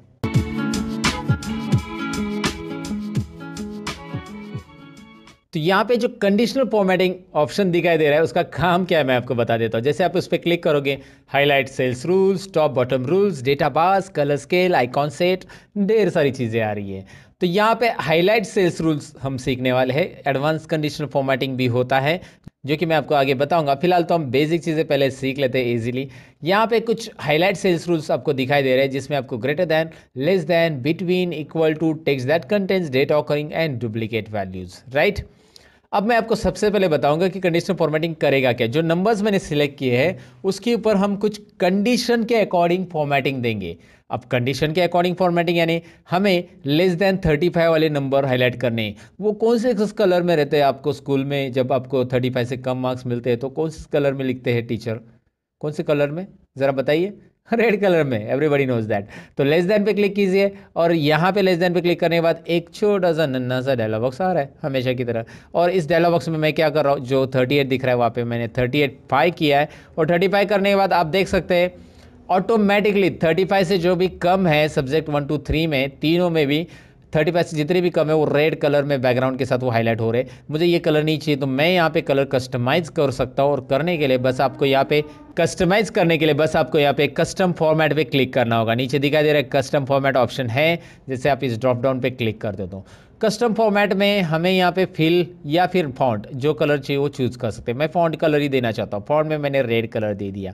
देखिए फॉन्ट में कलर में यहाँ पे रेड कलर, और ओके कीजिए। अब ओके कीजिए, देखिए क्या हो रहा है, बस 35 के नीचे वाले जो है उसका फॉन्ट कलर रेड हो चुका है। आसान है ना, बहुत बहुत ही आसान है। अब मैं आपको बताऊँ कि 35 के ऊपर वाले देने हैं तो conditional formatting, highlight cells rule, और यहाँ पे हाईलाइट सेल्स रूल में ग्रेटर दैन में क्लिक करेंगे, ग्रेटर दैन 35। ग्रेटर दैन 35 को कौन सा कलर देना है आपके ऊपर है, ग्रीन देना है, रेड देना है, कस्टम फॉर्मेट में जाइए और यहाँ से आप ब्लू कलर देना चाहते हैं, जो भी है जो देना है वो दे सकते हैं। लेकिन एक बात यहाँ पे ध्यान दीजिए, मैंने 35 अगर लिखा तो वो तो ब्लैक कलर में आ रहा है ना, 35 ब्लैक कलर में आ रहा है, बाकी सब तो अपने ऑटोमेटिक अपने अपने कलर में आ रहे हैं। तो यहाँ पे मैं करूँगा क्या, कंडीशनल फॉर्मेटिंग में और एक चीज़ है जो कि आपको यहाँ पे देखनी चाहिए, इक्वल टू है, बिटवीन भी है, वैसे इक्वल टू 35 देते पहले, इक्वल टू 35 कौन से कलर में रखना है आपको। चलिए मैं यहाँ पे कस्टम फॉर्मेट में हमेशा की तरह कलर दूसरा लेता हूँ, यहाँ पे मतलब इस तरह मैंने पर्पल ले लिया। जैसे आप मार्क्स चेंज करेंगे वहाँ पे कलर भी चेंज हो जाएगा दोस्तों। यहाँ पे आप देख सकते हैं मैंने इसके मार्क्स चेंज किए, वहाँ पे हो गया उसका पर्पल, यहाँ पे इसको मैंने पास कर दिया, यहाँ पे हो गया उसको ओके। सो गॉट इट, आपको समझ में आया ये कैसे हो रहा है। ओके अब मुझे यहाँ पे कोई बिटवीन मार्क्स हाईलाइट करने हैं, जैसे मुझे 150 टू 175 के बीच में हाईलाइट करने हैं, तो मैंने इसको सिलेक्ट किया, कंडीशनल फॉर्मेटिंग और बिटवीन पे क्लिक किया। सिंपल है, बिटवीन में 150 टू 170 मैंने दे दिया, तो मैंने दे दिया और जस्ट मैंने कोई भी कलर यहाँ पे सिलेक्ट कर लिया और ओके किया। दिखाई दे रहा है आपको 150 टू 175 के या जो भी आप फॉर्मेट दोगे उसके बीच में यहाँ पे नंबर हाईलाइट हो जाएंगे। कंडीशनल फॉर्मेटिंग में आगे है यहाँ पे टेक्स्ट दैट कंटेंट्स में हम पर्टिकुलर टेक्स्ट में हाईलाइट कर सकते हैं। जैसे मैं आपको एग्जांपल देता हूँ यहाँ पे, चलिए मैं अभी फिलहाल तो पास फेल डायरेक्टली लिख रहा हूँ, लेकिन इसका फॉर्मूला बनता है दोस्तों और वो तो हम सीखने वाले हैं ना आगे, तो बड़े रहेगा वीडियो के अंदर। इसका फॉर्मूला काफ़ी इंटरेस्टिंग है, ऑटोमेटिक पास फेल आने वाले हैं। फिलहाल तो मैंने पास फेल ऐसा अंदाज लिखा है कि ये पास है ये फेल है, ये मत देखिएगा कौन पास है कौन फेल है, मुझे बस यहाँ पे दिखाना है कि पास वाले जो है वो ग्रीन कलर में रहने चाहिए, फेल वाले जो है रेड कलर में। तो मैं वही करूँगा, यहाँ पे एक कंडीशनल फॉर्मेटिंग में जो ऑप्शन था वो पिक करूँगा, टेक्स्ट दैट कंटेन्स, जिस टेक्स्ट के अंदर पास है उसको मैं ये वाला ग्रीन वाला कलर देना चाहता हूँ। चलिए मैंने यहाँ पे डायरेक्टली प्रीडिफाइन जो कलर है ना, green fill with the dark green text, वो दे दिया। राइट, अब मैं क्या करता हूँ, कंडीशनल फॉर्मेटिंग दोबारा उसी को सिलेक्ट रख के आप एक ही सेल्स के ऊपर दो कंडीशंस भी दे सकते हैं, जो कि यहाँ पे मैं आपको दिखा रहा हूँ। फेल, यहाँ पे आपको फेल लिखना है और फेल के अंदर ये कलर देना है और ओके कीजिए। अब आप देख सकते हैं पास और फेल को कैसे कलर आ रहा है, मैंने एक टेम्पररी आपको बताया सोल्यूशन कैसे करना है। उसके अलावा यहाँ पे अगर मैं आपको बताऊँ कि कोई डेट्स है तो डेट्स के लिए भी आप फॉर्मूला दे सकते हैं। जैसे यहाँ पे कोई डेट्स नहीं है, but I do one thing, यहाँ पे मैं कोई डेट लेता हूँ, जैसे मैं यहाँ पे 22 दिसंबर को रिकॉर्ड कर रहा हूँ, तो मैं यहाँ पे सपोज 2 दिन पहले की डेट लेता हूँ और मैंने यहाँ पे 2 दिन पहले की डेट ले ली है और उसके बाद इस डेट को मैं ड्रैग करूँगा तो ये सीरियली डेट आ जाएगी। राइट, मैं इतनी डेट दिखा रहा हूँ बस यहाँ पे आपको ये समझाने के लिए। कंडीशनल फॉर्मेटिंग में हाईलाइट सेल्स रूल में डेट ऑकरिंग हमारा नेक्स्ट टॉपिक है। डेट ऑकरिंग में जब हम क्लिक करेंगे, एस्टरडे कल की डेट, आज 22 तारीख है तो कल की डेट 21 तारीख, टुडे है ना, right, tomorrow, in last 7 days, ऐसी बहुत सारी चीज़ें इसमें, ये सेल्स रिपोर्ट वगैरह में बहुत काम आती है। आप अगर हाईलाइट करके रखना चाहते हैं सेल्स को, अगर आप ये फॉर्मूला देके रखेंगे तो ऑटोमेटिकली नेक्स्ट वीक की डेट, दिस वीक की डेट है ना, ये सब यहाँ पे हाईलाइट होगी। लास्ट वीक की, लास्ट 7 डेज, यहाँ पे तो 7 डेज नहीं, मैंने 2-4 ही डेट ली है। तो ये कंडीशनल फॉर्मेटिंग आप यहाँ पे अप्लाई कर सकते हैं डेट वाइज। फिलहाल मैंने उस पर नहीं किया, लेकिन मैंने आपको बता दिया। अच्छा, दूसरी चीज़ यहाँ पे मैं आपको बताना चाहूँगा कि यहाँ पे नाम है और आप चाहते कि यहाँ पे किसी का भी नाम डुप्लीकेट आए तो वो हाईलाइट हो जाए, या आपने मोबाइल नंबर लिखा रहेगा तो डुप्लीकेट मोबाइल नंबर एंटर करते हैं तो वो हाईलाइट हो जाए। तो डुप्लीकेट वैल्यूज़ आपको पता चले एंटर करने के बाद, तो सबसे पहले इस कॉलम पे पूरे कॉलम को सिलेक्ट कीजिए, क्योंकि पूरे कॉलम में जब आप एंटर करेंगे तो आपको पता चलना चाहिए। तो बी कॉलम पे क्लिक करने के बाद conditional formatting, highlight cells rule, और लास्ट ऑप्शन जो है यहाँ पे देखना है, from this list duplicate values, ये दिखाई दे रहा है, क्लिक कीजिएगा। क्लिक करने के बाद बस यहाँ पे कलर तो ऑटोमेटिक आने वाला है, कलर है, डुप्लीकेट वैल्यूज यहाँ पे रखिए और ओके कीजिए, डुप्लीकेट ही रखना है। और अभी क्या होगा देखिए, मैं आपको बता देता हूँ कि ए अगर हमने डबल लिखा तो क्या हो रहा है। अगर मैं यहाँ पे ऐप लिखता हूँ सो कुछ भी प्रॉब्लम नहीं है, जी लिखता हूँ उसे कुछ प्रॉब्लम नहीं है, लेकिन उस लिस्ट में अगर वो नाम दोबारा आता है, जैसे ये नाम दोबारा आ गया है बी, तो वो हाईलाइट कर रहा है 2 बार है भैया, ये भी 2 बार है, कहाँ पे वो बता रहा है, सी डी भी हाईलाइट कर रहा है। राइट, सो डुप्लीकेट वैल्यू हाईलाइट करने के लिए काफ़ी इंटरेस्टिंग है। आपने ए बी सी डी लिखा है, मैंने ये मत समझो कि ए बी सी डी आएगा खाली, मैंने अनिल नाम लिखा, और अगर अनिल नाम पहले से लिखा होगा लिस्ट में, लुक एट हियर, राइट, तो ये भी यहाँ पे हो जाएगा हाईलाइट। इंटरेस्टिंग है, ये सारी चीज़ें आपको समझ में आई होगी। कंडीशनल फॉर्मेटिंग करना कैसे है। कंडीशनल फॉर्मेटिंग में यहाँ पे इस मार्क्स को कुछ अलग तरीके से फॉर्मेट करने के लिए मैं यहाँ पे सबसे पहले इसका फॉर्मेटिंग हटाना चाहूँगा। तो मैं कंडीशनल फॉर्मेटिंग में जाता हूँ, क्लियर रूल्स, और यहाँ पे दो ऑप्शन रहते हैं कि आपको पूरे शीट का रूल क्लियर करना है, मतलब यहाँ पे राइट साइड में पास फेल को लगाया हुआ रूल भी क्रिएट करना है। तो clear rules from entire sheet कीजिए, सबके रूल जाएंगे, जो सिलेक्ट है उनके भी जाएंगे, बाकी के भी जाएंगे। और क्लियर रूल्स फ्रॉम सिलेक्टेड मतलब जो नंबर सिलेक्टेड है उसी के जाएंगे। तो मैं फिलहाल नंबर के गायब करना चाहता हूँ, तो देखिए नंबर के रूल्स गायब हो गए। अब यहाँ पे कंडीशनल फॉर्मेटिंग में आपको मैं बताऊँ कि टॉप बॉटम रूल्स भी है कि इसमें टॉप 10 आइटम्स अगर आपको हाईलाइट करने तो होंगे, टॉप 1 आइटम्स हाईलाइट करने हैं तो यहाँ पे टॉप 1 दिखाई देगा, क्योंकि 65 ही टॉप 1 है तो सभी के सभी हाईलाइट हो जाएंगे। टॉप 2, 3, 4, 5 में वही आएंगे, 6 में नेक्स्ट आइटम आएगा। तो ये टॉप आइटम्स हाईलाइट करने के लिए वैसे आप यहाँ पे बॉटम और बाकी सब आइटम्स हाईलाइट कर सकते हैं। जो आइटम जो नंबर आप हाईलाइट करना चाहते हो वो हाईलाइट कर सकते हैं। आइटम्स हमारे हिंदी में कुछ अलग तरीके से बोला जाता है या मीनिंग लिया जाता है, लेकिन यहाँ पे आइटम्स मतलब नंबर से हमारे दोस्तों। सो समझ में आपको ये कैसे करना है। टॉप बॉटम टॉप 10%, ये ज़रा ट्राई मारिएगा इसके ऊपर ज़रा। डेटा बार्स में यहाँ पे मैं आपको बताऊँ कि डेटा बार्स में जैसे ही आप कोई भी यहाँ पे नंबर्स मतलब कोई भी कलर्स के ऊपर या ग्रेडियंट के ऊपर सेलेक्ट करते हैं, सॉलिड फील लीजिए या डेटा बार्स में ग्रेडियंट फील लीजिए, यहाँ पे आपको वो कलर्स में वो पर्टिकुलर सेल पूरा यहाँ पे फिलअप दिखाई देगा। मैं आपको दिखाता हूँ, यहाँ पे हाईएस्ट है इसलिए 65, अगर ये लोएस्ट हो गया तो देखिए ये 5 है ना, क्योंकि उसका परसेंटेज उतना है ना। अगर मैंने इसको 100 दिया तो 65 देखो कितना आ रहा है, 65 उतने ही परसेंटेज रेंज में भरा हुआ रहेगा। 50 रहेगा तो आधा, 100 फुल है तो 50 आधा आ जाएगा सेल में, आधा कलर आधा ये।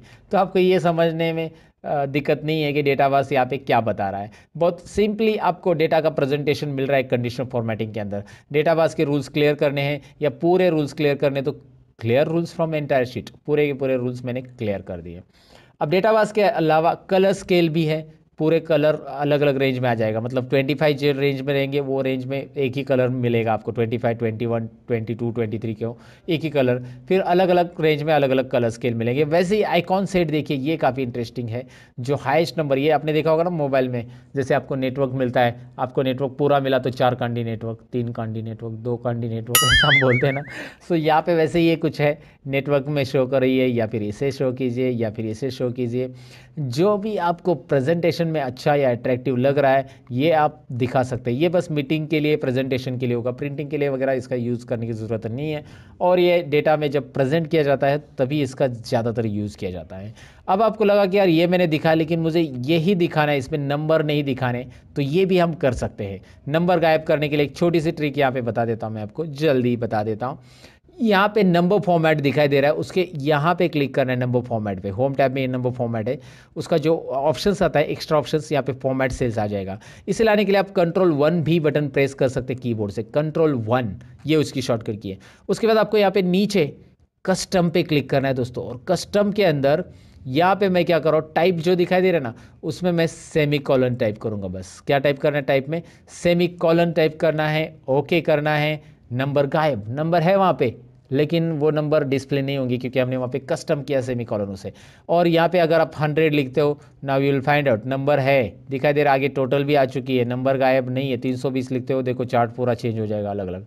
सो आपको यहाँ पे ये समझ में आया कि वहाँ पे नंबर है लेकिन हमने उसे गायब किया है। कैसे गायब किया वो समझ में आया होगा आपको। मैं अंडू कर देता हूँ फिलहाल, इसे आप वहाँ पे वापिस जाके कस्टम में जनरल लिखेंगे तो आ जाएगा। तो ये नंबर फॉर्मेट कैसे करना है और किस तरह से कंडीशनल फॉर्मेटिंग अप्लाई करनी है आपको समझ में आया होगा। अब यहाँ पे कुछ चीज़ें और जानते हैं, जैसे कि यहाँ पे कंडीशनल फॉर्मेटिंग तो मैंने आपको बता दिया। यहाँ पे एक रो इंसर्ट करना है, कैसे करना है मैं आपको बताता हूँ। Ctrl+, ये डेटा एंट्री में याद रखिए कि आपको अगर कोई रो इंसर्ट करना है कोई भी सेल के अंदर तो आप इसे राइट क्लिक करके भी कर सकते हैं। राइट क्लिक इंसर्ट रो, देखिए रो कैसे इंसर्ट करना है, बहुत ही सिंपल है। कोई भी रो ऐड करना है, कॉलम ऐड करना है, सपोज सब्जेक्ट 4 यहाँ पे रह गया, कुछ भी चीज़ें आपको ऐड करनी नहीं, आपको यहाँ पे कॉन्टैक्ट नंबर ऐड करना था तो आपने यहाँ पे करना है राइट क्लिक और इंसर्ट। नया कॉलम ऐड करने के लिए राइट क्लिक इंसर्ट। ये शॉर्टकट की मैं बताता हूँ आपको, Ctrl+, देखिए आपको सिलेक्ट कौन सा कॉलम करना है, जिस कॉलम के पहले आपको कॉलम ऐड करना है उसी कॉलम को सिलेक्ट करना है और Ctrl+ उसके पहले आ जाएगा। अगर आपको ऐप के पहले कॉलम ऐड करना है Ctrl+, सिंपल है ना, उस कॉलम को सिलेक्ट करना है। अच्छा, आपने अगर सेल सिलेक्ट किया होगा और Ctrl+ किया होगा तो क्या होगा, ये डायलॉग बॉक्स आएगा, वो पूछेगा आपको कि सेल इंसर्ट करना है या कॉलम इंसर्ट करना है। फिलहाल तो मुझे एंटायर कॉलम इंसर्ट करना है, राइट। तो आपको यहाँ पे याद रखना है, अगर आपने कॉलम को सिलेक्ट किया है तो डायरेक्ट इंसर्ट होगा, और कॉलम को नहीं सिलेक्ट किया है, सेल को सिलेक्ट किया है, तो आपको ये डायलॉग बॉक्स मिलेगा, वो पूछेगा रो इंसर्ट करना है या कॉलम। तो मैंने रो किया तो और एक रो ऐड हो गया। तो आप ऐसे रो भी ऐड कर सकते हैं, कॉलम भी ऐड कर सकते हैं।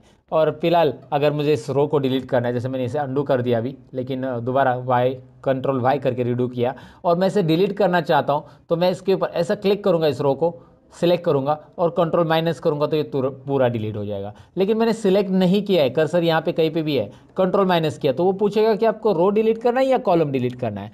तो हम यहाँ पे एंटायर रो सिलेक्ट करेंगे और एंटायर रो सिलेक्ट करके ओके करेंगे। आपको दिखाई दे रहा है रो डिलीट हो गया।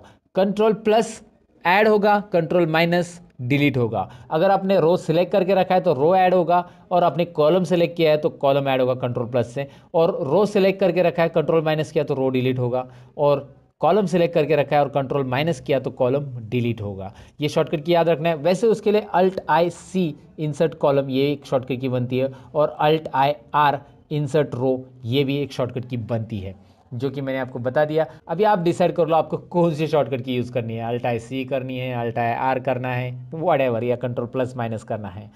सो ये तो हमने देख लिया कि रो और कॉलम कैसे इंसर्ट करते हैं। कहीं पे भी आपको 2-4 कॉलम इंसर्ट करने हैं, आपको लगा कि यार यहाँ पे 4-5 कॉलम इंसर्ट करने, तो उसके आगे के 5 कॉलम सेलेक्ट कीजिए और कंट्रोल प्लस कीजिए, 5 कॉलम आपको मिलने वाले हैं ना। इंटरेस्टिंग, ये डेटा एंट्री के लिए याद रखिए दोस्तों, डेटा एंट्री में ये सारी चीज़ें यूज़ होती है।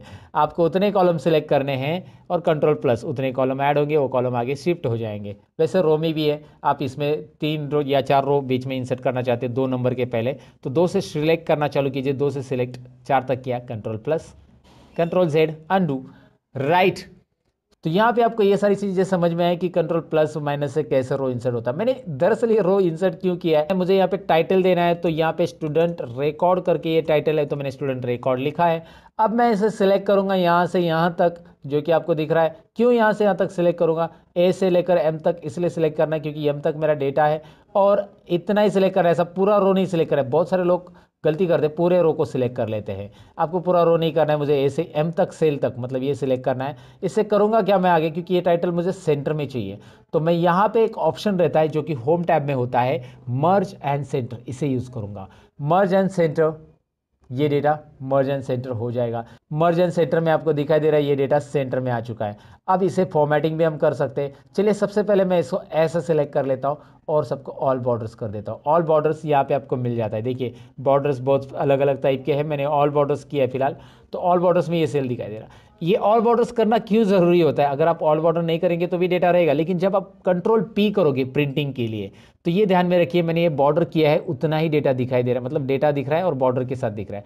अगर मैं बॉर्डर नहीं करता, मैं अंडू कर देता हूँ, control Z undo, control P, now look at here, data तो है लेकिन उसके लाइंस नहीं आ रही, क्योंकि ये जो लाइंस होती है ये ग्रिड लाइंस होती है दोस्तों, और ये ग्रिड लाइंस बस यहाँ पे कैलकुलेशंस के लिए आपको डिस्प्ले होगी। प्रिंटिंग के लिए आपको ऑल बॉर्डर्स यहाँ पे रखना चाहिए। वैसे प्रिंटिंग के टिप्स भी मैं इसी ट्यूटोरियल में बताने वाला हूँ। अब प्रिंटिंग में क्या टिप्स रहेंगे मैं आपको यहाँ पे सिंपली दिखा देता हूँ। यहाँ पे आप देखेंगे कि परसेंटेज तो कॉलम तक ही आ रहा है, आगे के 2 कॉलम आ ही नहीं रहे, रिजल्ट और ग्रेड, जो कि हमने अभी निकाला नहीं वैसे, लेकिन यहाँ पे आप देख सकते हैं कि रिजल्ट और ग्रेड ये कॉलम के बाहर जा रहे हैं, एक छोटी सी डॉटेड लाइन दिख रही है। जब आप कंट्रोल पी करोगे तो ये डॉटेड लाइन यहाँ पे अपेयर हो जाती है, और प्रीव्यू आपको पता चलता है कि इसके इधर लेफ्ट साइड के जितने कॉलम है वही आने वाले, ये दोनों नहीं आने वाले। तो इसको कैसे फिट करेंगे आगे है दोस्तों, बने रहिएगा। फिलहाल तो आपको यहाँ पे पता चला कि टाइटल कैसे ऐड किया मैंने, और इसको चाहिए तो आप फिल कलर दे सकते हैं, you can fill the colour like this. और या फिर आपको नहीं लगता है कि यार ये फिल कलर के को क्यों दे दे, तो इसको सिलेक्ट कीजिए और यहाँ पे आपको स्टाइल्स ऑप्शन मिल रहा है, जहाँ से आप डिफरेंट स्टाइल्स अप्लाई कर सकते हैं सेल के ऊपर। डायरेक्टली यहाँ पे स्टाइल अप्लाई हो रहा है, आप डायरेक्ट जो चाहिए वो स्टाइल अप्लाई कीजिए। लेकिन मैं रिकमेंडेशन करूँगा कि स्टाइल वगैरह अप्लाई करने से आप इसे टेबल में कन्वर्ट कीजिए। टेबल में कन्वर्ट कैसे करना है, तो यहाँ पे स्टाइल्स तो आप अप्लाई कर सकते हैं, लेकिन मैं आपको बताऊं कि इस डेटा को, ये टाइटल छोड़ दो, ये तो हमारा मर्ज एंड सेंटर टाइटल है, इस डेटा को हम टेबल में कन्वर्ट कर सकते हैं। टेबल में कन्वर्ट करने के लिए यहाँ पे आपको 2 ऑप्शंस रहते हैं, एक तो फॉर्मेट एज ए टेबल में से आप टेबल में कन्वर्ट कर सकते हैं, या फिर इंसर्ट में से यहाँ पे आता है टेबल ऑप्शंस। अब इस टेबल में कन्वर्ट करने के बेनिफिट होते हैं कि इस टेबल को नाम असाइन होता है और यहाँ पे फॉर्मूला जो भी हम एक बार देंगे वो बार बार देने की जरूरत नहीं। मैं आपको दिखाता हूँ क्या होगा टेबल में कन्वर्ट करने का बेनिफिट। चलिए प्रैक्टिकली देखते हैं। फॉर्मेट एज अ टेबल में जाते हैं, यहाँ पे जो भी डिज़ाइन आपको पसंद है यहाँ से आप डिज़ाइन पिक करिए। आपको लगा ये डिज़ाइन पसंद है, वो पूछ रहा है कि where is the data for your table, and नीचे आपको एक ऑप्शन भी पूछ रहा है my table has a headers. तो मैंने ऑलरेडी उसे चेक किया है कि मेरे टेबल को हेडर है, ऑलरेडी हेडर है ना, मैंने लिखा है सीरियल नंबर नेम, और मैंने यहाँ पे ये जो है मेन सेंटर हेडिंग वो नहीं लिया, याद रखिए वो लेने की ज़रूरत नहीं टेबल कन्वर्ट करते समय। टेबल में यहाँ पे मैंने इसे रेंज को ऑलरेडी डिफाइन किया था पहले से, तो इसलिए वो रेंज आ चुकी है। आप बदलना चाहते हो तो इसे दोबारा आप सिलेक्ट कर सकते हैं, ऐसे नीचे और बढ़ाना चाहते हैं टेबल में तो और भी बढ़ा सकते हैं, वैसे ज़रूरी नहीं, फिलहाल ओके कीजिए। ये दिखाई दे रहा है आपको, ये टेबल में कन्वर्ट हो चुका है।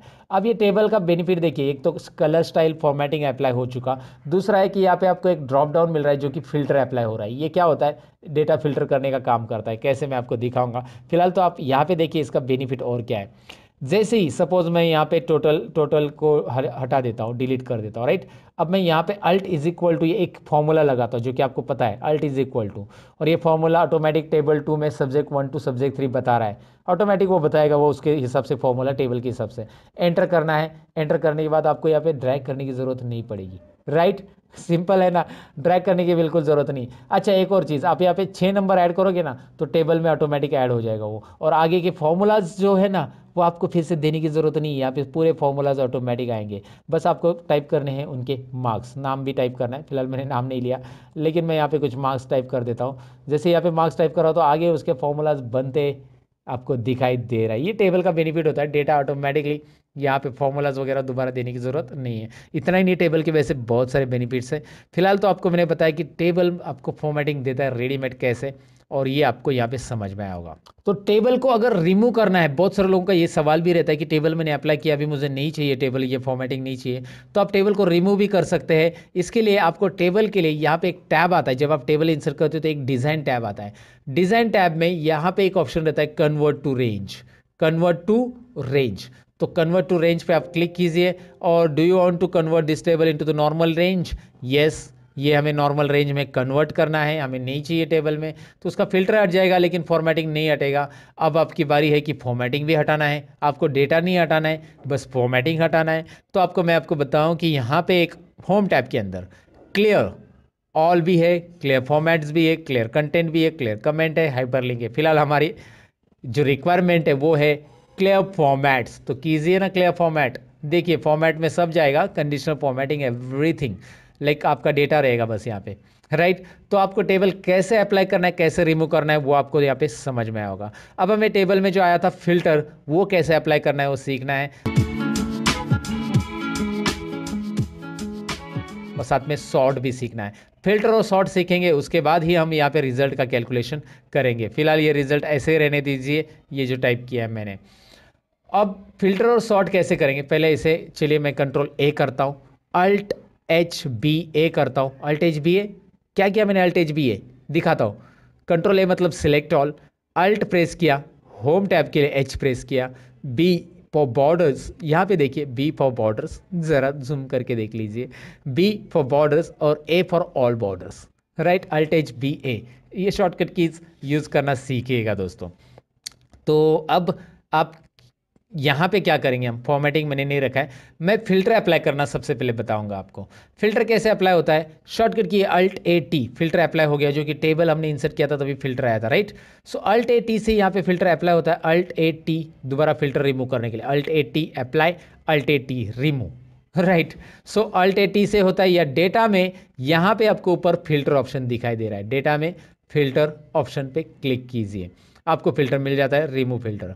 ओके, होम टैब में भी फिल्टर है, हाँ दोस्तों, यहाँ पे देखिए होम टैब में राइट कॉर्नर में आपको सॉर्ट और फिल्टर ऑप्शन दिखाई देता है, जिसमें नीचे फिल्टर ऑप्शन दिखाई दे रहा है, जिस पे क्लिक करके आप यहाँ पे फिल्टर ले सकते हैं। तो आप फिल्टर सीख रहे हैं, डेटा के अंदर फिल्टर कैसे अप्लाई करना है ये तो देखा, लेकिन फिल्टर काम कैसे करेगा, यहाँ पे देखिए नेम ऑफ स्टूडेंट में आप चाहते हैं कि मुझे ए और बी का रिकॉर्ड दिखे, तो मैंने उस ड्रॉप डाउन पे फिल्टर का जो ड्रॉप डाउन एरो आता है नीचे डाउन एरो, उस पर क्लिक किया और यहाँ पे बी और सी का मतलब जो भी स्टूडेंट का देखना चाहते हैं अनचेक किया सबको, और बी और सी का रिकॉर्ड चेक कर दिया। अब सबको अनचेक किया, बी और सी को चेक किया, तो बी और सी का रिकॉर्ड आपको दिखाई देगा। सिंपल है ना, बहुत सिंपल है। आपको बस यहाँ पे सिलेक्ट ऑल करना है तो सिलेक्ट ऑल, सभी का रिकॉर्ड आएगा। आप यहाँ पे क्लिक कीजिए और जो रिकॉर्ड आपको चाहिए यहाँ से आप रख सकते हैं। चलिए एक काम कर देते हैं, हम यहाँ पे कुछ नाम मैं लिखता हूँ। तो यहाँ पे मैंने कुछ नाम लिखे और नाम के अकॉर्डिंग मैं फिल्टर करना चाहता हूँ। यहाँ पे है टेक्स्ट फिल्टर्स, नाम के अकॉर्डिंग फिल्टर करने के लिए। टेक्स्ट फिल्टर्स में क्या करना है आपको, देखिए इक्वल टू है, डज नॉट इक्वल टू है, बिगिंस विथ है, एंड्स विथ है, कंटेंट्स विथ है। तो इस फिल्टर को डिटेल में जान लेते हैं। चलिए सबसे पहले मैं इक्वल लेता हूँ। इक्वल लूंगा तो मैं यहाँ पे इक्वल टू में सबसे पहले मैं यहाँ पे नाम टाइप करूंगा अजय वर्मा। अजय वर्मा जो है वो यहाँ पे फिल्टर होके आएगा, मतलब अजय वर्मा ही रहेगा, बाकी सब गायब। यहाँ पे आपको ऑप्शन आएगा फिल्टर के अंदर clear filter from name of student, तो क्लियर कीजिए फिल्टर को। और आप अगर आगे चाहते हैं, जैसे यहाँ पे डज नॉट इक्वल टू, तो वो नाम लिखा तो उसको छोड़ के बाकी के सब आ जाएंगे, राइट। बिगिंस विथ लेते, चलिए begins with A. Begins with A मतलब ए नाम के आ रहे हैं सभी, ए नाम से जिनका शुरुआत हो रहा है वो सभी आ रहे हैं, सो क्लियर फिल्टर। अगर आप मैं यहाँ पे देखना चाहता हूँ बिगिंस विथ आर, तो आर आ जाएगा जो भी है। एंड्स विथ चाहिए, एंड्स विथ ए, तो यहाँ पे ए नाम से एंड होने वाले देखिए कौन कौन है, 3 लोग हैं, राइट। सो आपको ये फिल्टर कैसे काम कर रहा है डेफिनेटली समझ में आ रहा होगा कि यहाँ पे begins with, and with, contents with. अब कंटेंट्स विथ में जैसे शर्मा नाम के 2 लोग हैं, तो जितने भी शर्मा नाम के लोग हैं, शर्मा सभी के सभी आ जाएंगे। चलिए हाजिर हो शर्मा, हाजिर हो गए। ओके, सो कैसे किया मैंने समझ में आएगा आपको, मतलब एक्सेल ने सब दिया है रेडीमेड, मैंने बस वहाँ पे टाइप किया और आ गया। Does not contain, Sharma surname की नहीं दिखनी चाहिए तो शर्मा टाइप कीजिए, बाकी सब आ जाएंगे। शर्मा को गायब कर दीजिएगा, शर्मा जी गए, सभी शर्मा जी गए, बस अभी वर्मा जी है, काले जी है, बाकी सब जी है। सब्जी मीन्स सब्जी, सब लोग है जी। ओके, तो यहाँ पे आपको ये समझ में आया होगा कि भाई फिल्टर काम कर रहा है टेक्स्ट के ऊपर। वैसे नंबर के ऊपर करता है क्या, ज़रूर करेगा।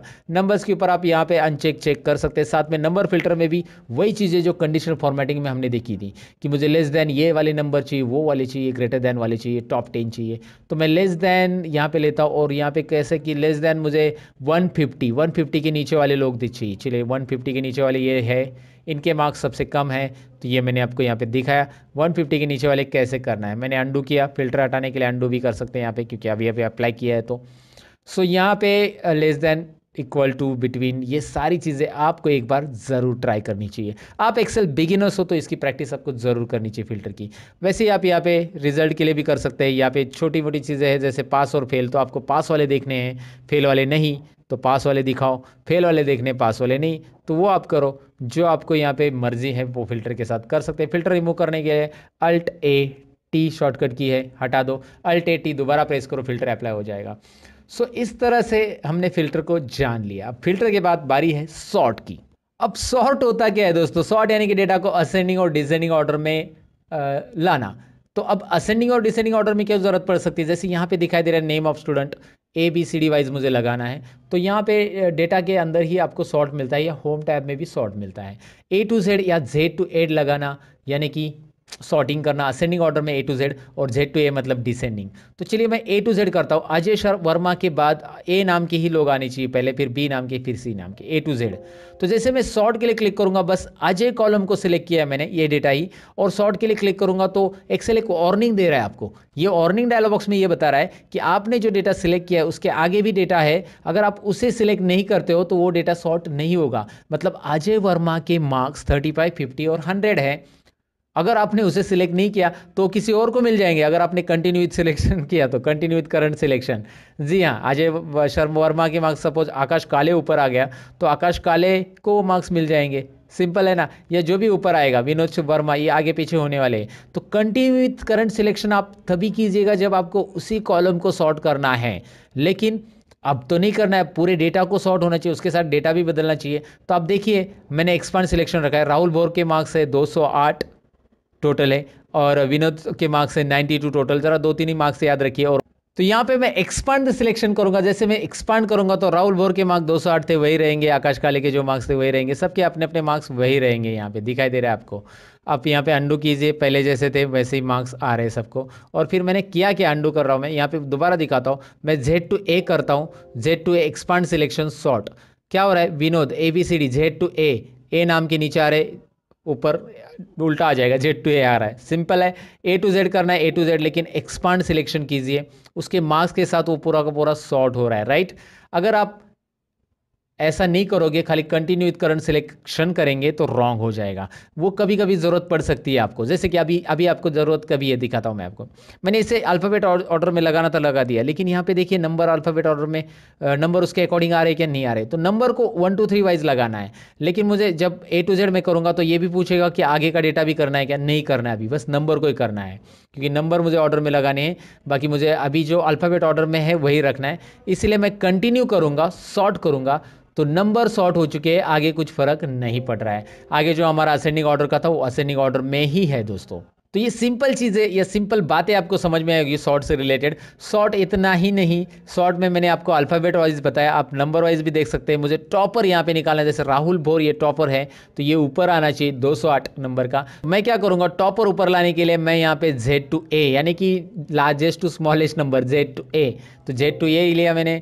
और यहाँ पे मैं करूँगा एक्सपांड सिलेक्शन सॉर्ट। देखिए ये आप होम टैब से भी कर सकते हैं। होम टैब में यहाँ पे देखिए क्या आ रहा है, जैसे आप नंबर सिलेक्ट करें तो यहाँ पे largest to smallest, smallest to largest. अगर आप यहाँ पे टेक्स्ट सिलेक्ट करते हो ना, तो यहाँ पे एक्सेल ऑटोमेटिक बताएगा कि भाई A to Z और Z to A, राइट। यहाँ से भी कर सकते हैं। अब हमारी बारी है आगे का टॉपिक जानने की, वो है कस्टम सॉर्ट। ये भी काफ़ी इंटरेस्टिंग है कस्टम सॉर्ट दोस्तों। तो चलिए, सॉर्ट में असेंडिंग डिसेंडिंग तो हमने सीखा, लेकिन सॉर्ट में यहाँ पे एक और ऑप्शन रहता है, जैसे कि मैंने आपको होम टैब में दिखाया था, वो है सॉर्ट। यहाँ पे आप देख सकते हैं, आई मीन कस्टम सॉर्ट। यहाँ पे आप देख सकते हैं कस्टम सॉर्ट ऑप्शन है। अब इसे कैसे करेंगे, इसके लिए मैंने यहाँ पे एक और शीट 2 में डेटा लिया है जो कि आपको दिखाई दे रहा है। अब मैं करूँगा क्या, यहाँ पे मैंने डिपार्टमेंट लिखा है, शॉर्ट में लिखा है डिपार्टमेंट, आप ऐसा पूरा भी लिख सकते हैं। चलिए मैंने लिख दिया। तो अब मुझे करना क्या है कि ये डिपार्टमेंट वाइज सॉर्ट करना है, यानी कि सेल्स और परचेस को अरेंज करना है ये डिसेंडिंग ऑर्डर में, यानी कि सेल्स ऊपर आना चाहिए और परचेस नीचे। डिसेंडिंग ऑर्डर में ऐसे होगा ना, क्योंकि पी पहले आता है अल्फ़ाबेट और एस बाद में आता है। और इसके डिसेंडिंग ऑर्डर में जो सेल्स के अंदर अलग अलग लोकेशंस है वो असेंडिंग में चाहिए, यानी कि यहाँ पे सेल्स का अहमदनगर जो है ये पहला आना चाहिए असेंडिंग ऑर्डर में, ए अल्फ़ाबेट से ये स्टार्ट हो रहा है, या सेल्स का फिर उसके बाद मुंबई बाद में आना चाहिए और फिर सेल्स का नागपुर आना चाहिए।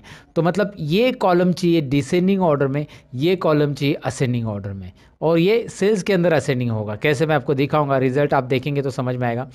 सबसे पहले तो मुझे इस डेटा को सिलेक्ट करना होगा। अगर आपने ये कॉलम सिलेक्ट करके ही डेटा में जाकर ये कस्टम सॉर्ट वाला लिया, यही है कस्टम सॉर्ट आपका ये ऑप्शन, तो इस पर क्लिक किया तो यहाँ पे वो पूछेगा कि आपने डेटा सिलेक्ट नहीं किया है, क्या करना है आपको, डेटा पूरा सिलेक्ट करना है, यस एक्सपांड सिलेक्शन, राइट।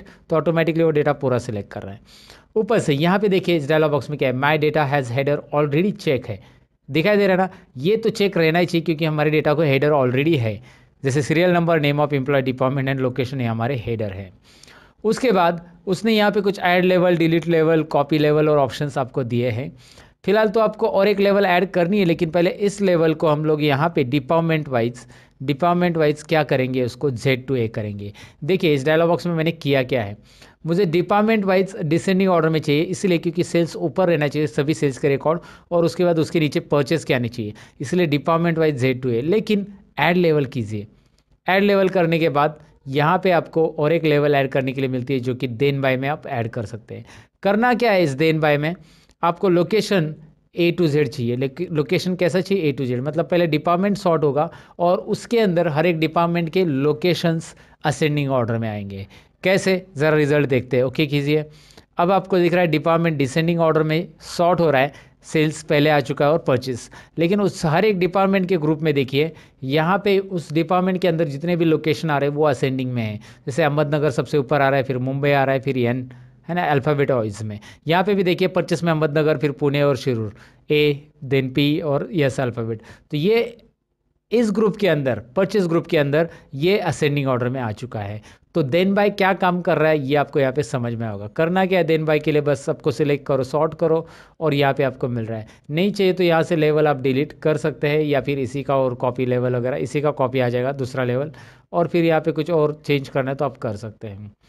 उसके अलावा यहाँ पे आपको एक और चीज़ है, जैसे कि यहाँ पे ये डेटा है, serial number, name of location वगैरह, मैं इसे कॉपी कर लेता हूँ और नीचे रख देता हूँ थोड़ी देर के लिए, मतलब इस तरफ रखता हूँ, और मुझे इसे ऑर्डर में ये करना है, जैसे ये अल्फ़ाबेट ऑर्डर में लगाना है, तो इसमें अल्फ़ाबेट ऑर्डर में डिपार्टमेंट पहले कॉलम में, पहले इधर आ जाएगा पहले कॉलम के अंदर, और फिर सीरियल नंबर वगैरह लास्ट में चला जाएगा। कैसे मैं आपको दिखाता हूँ।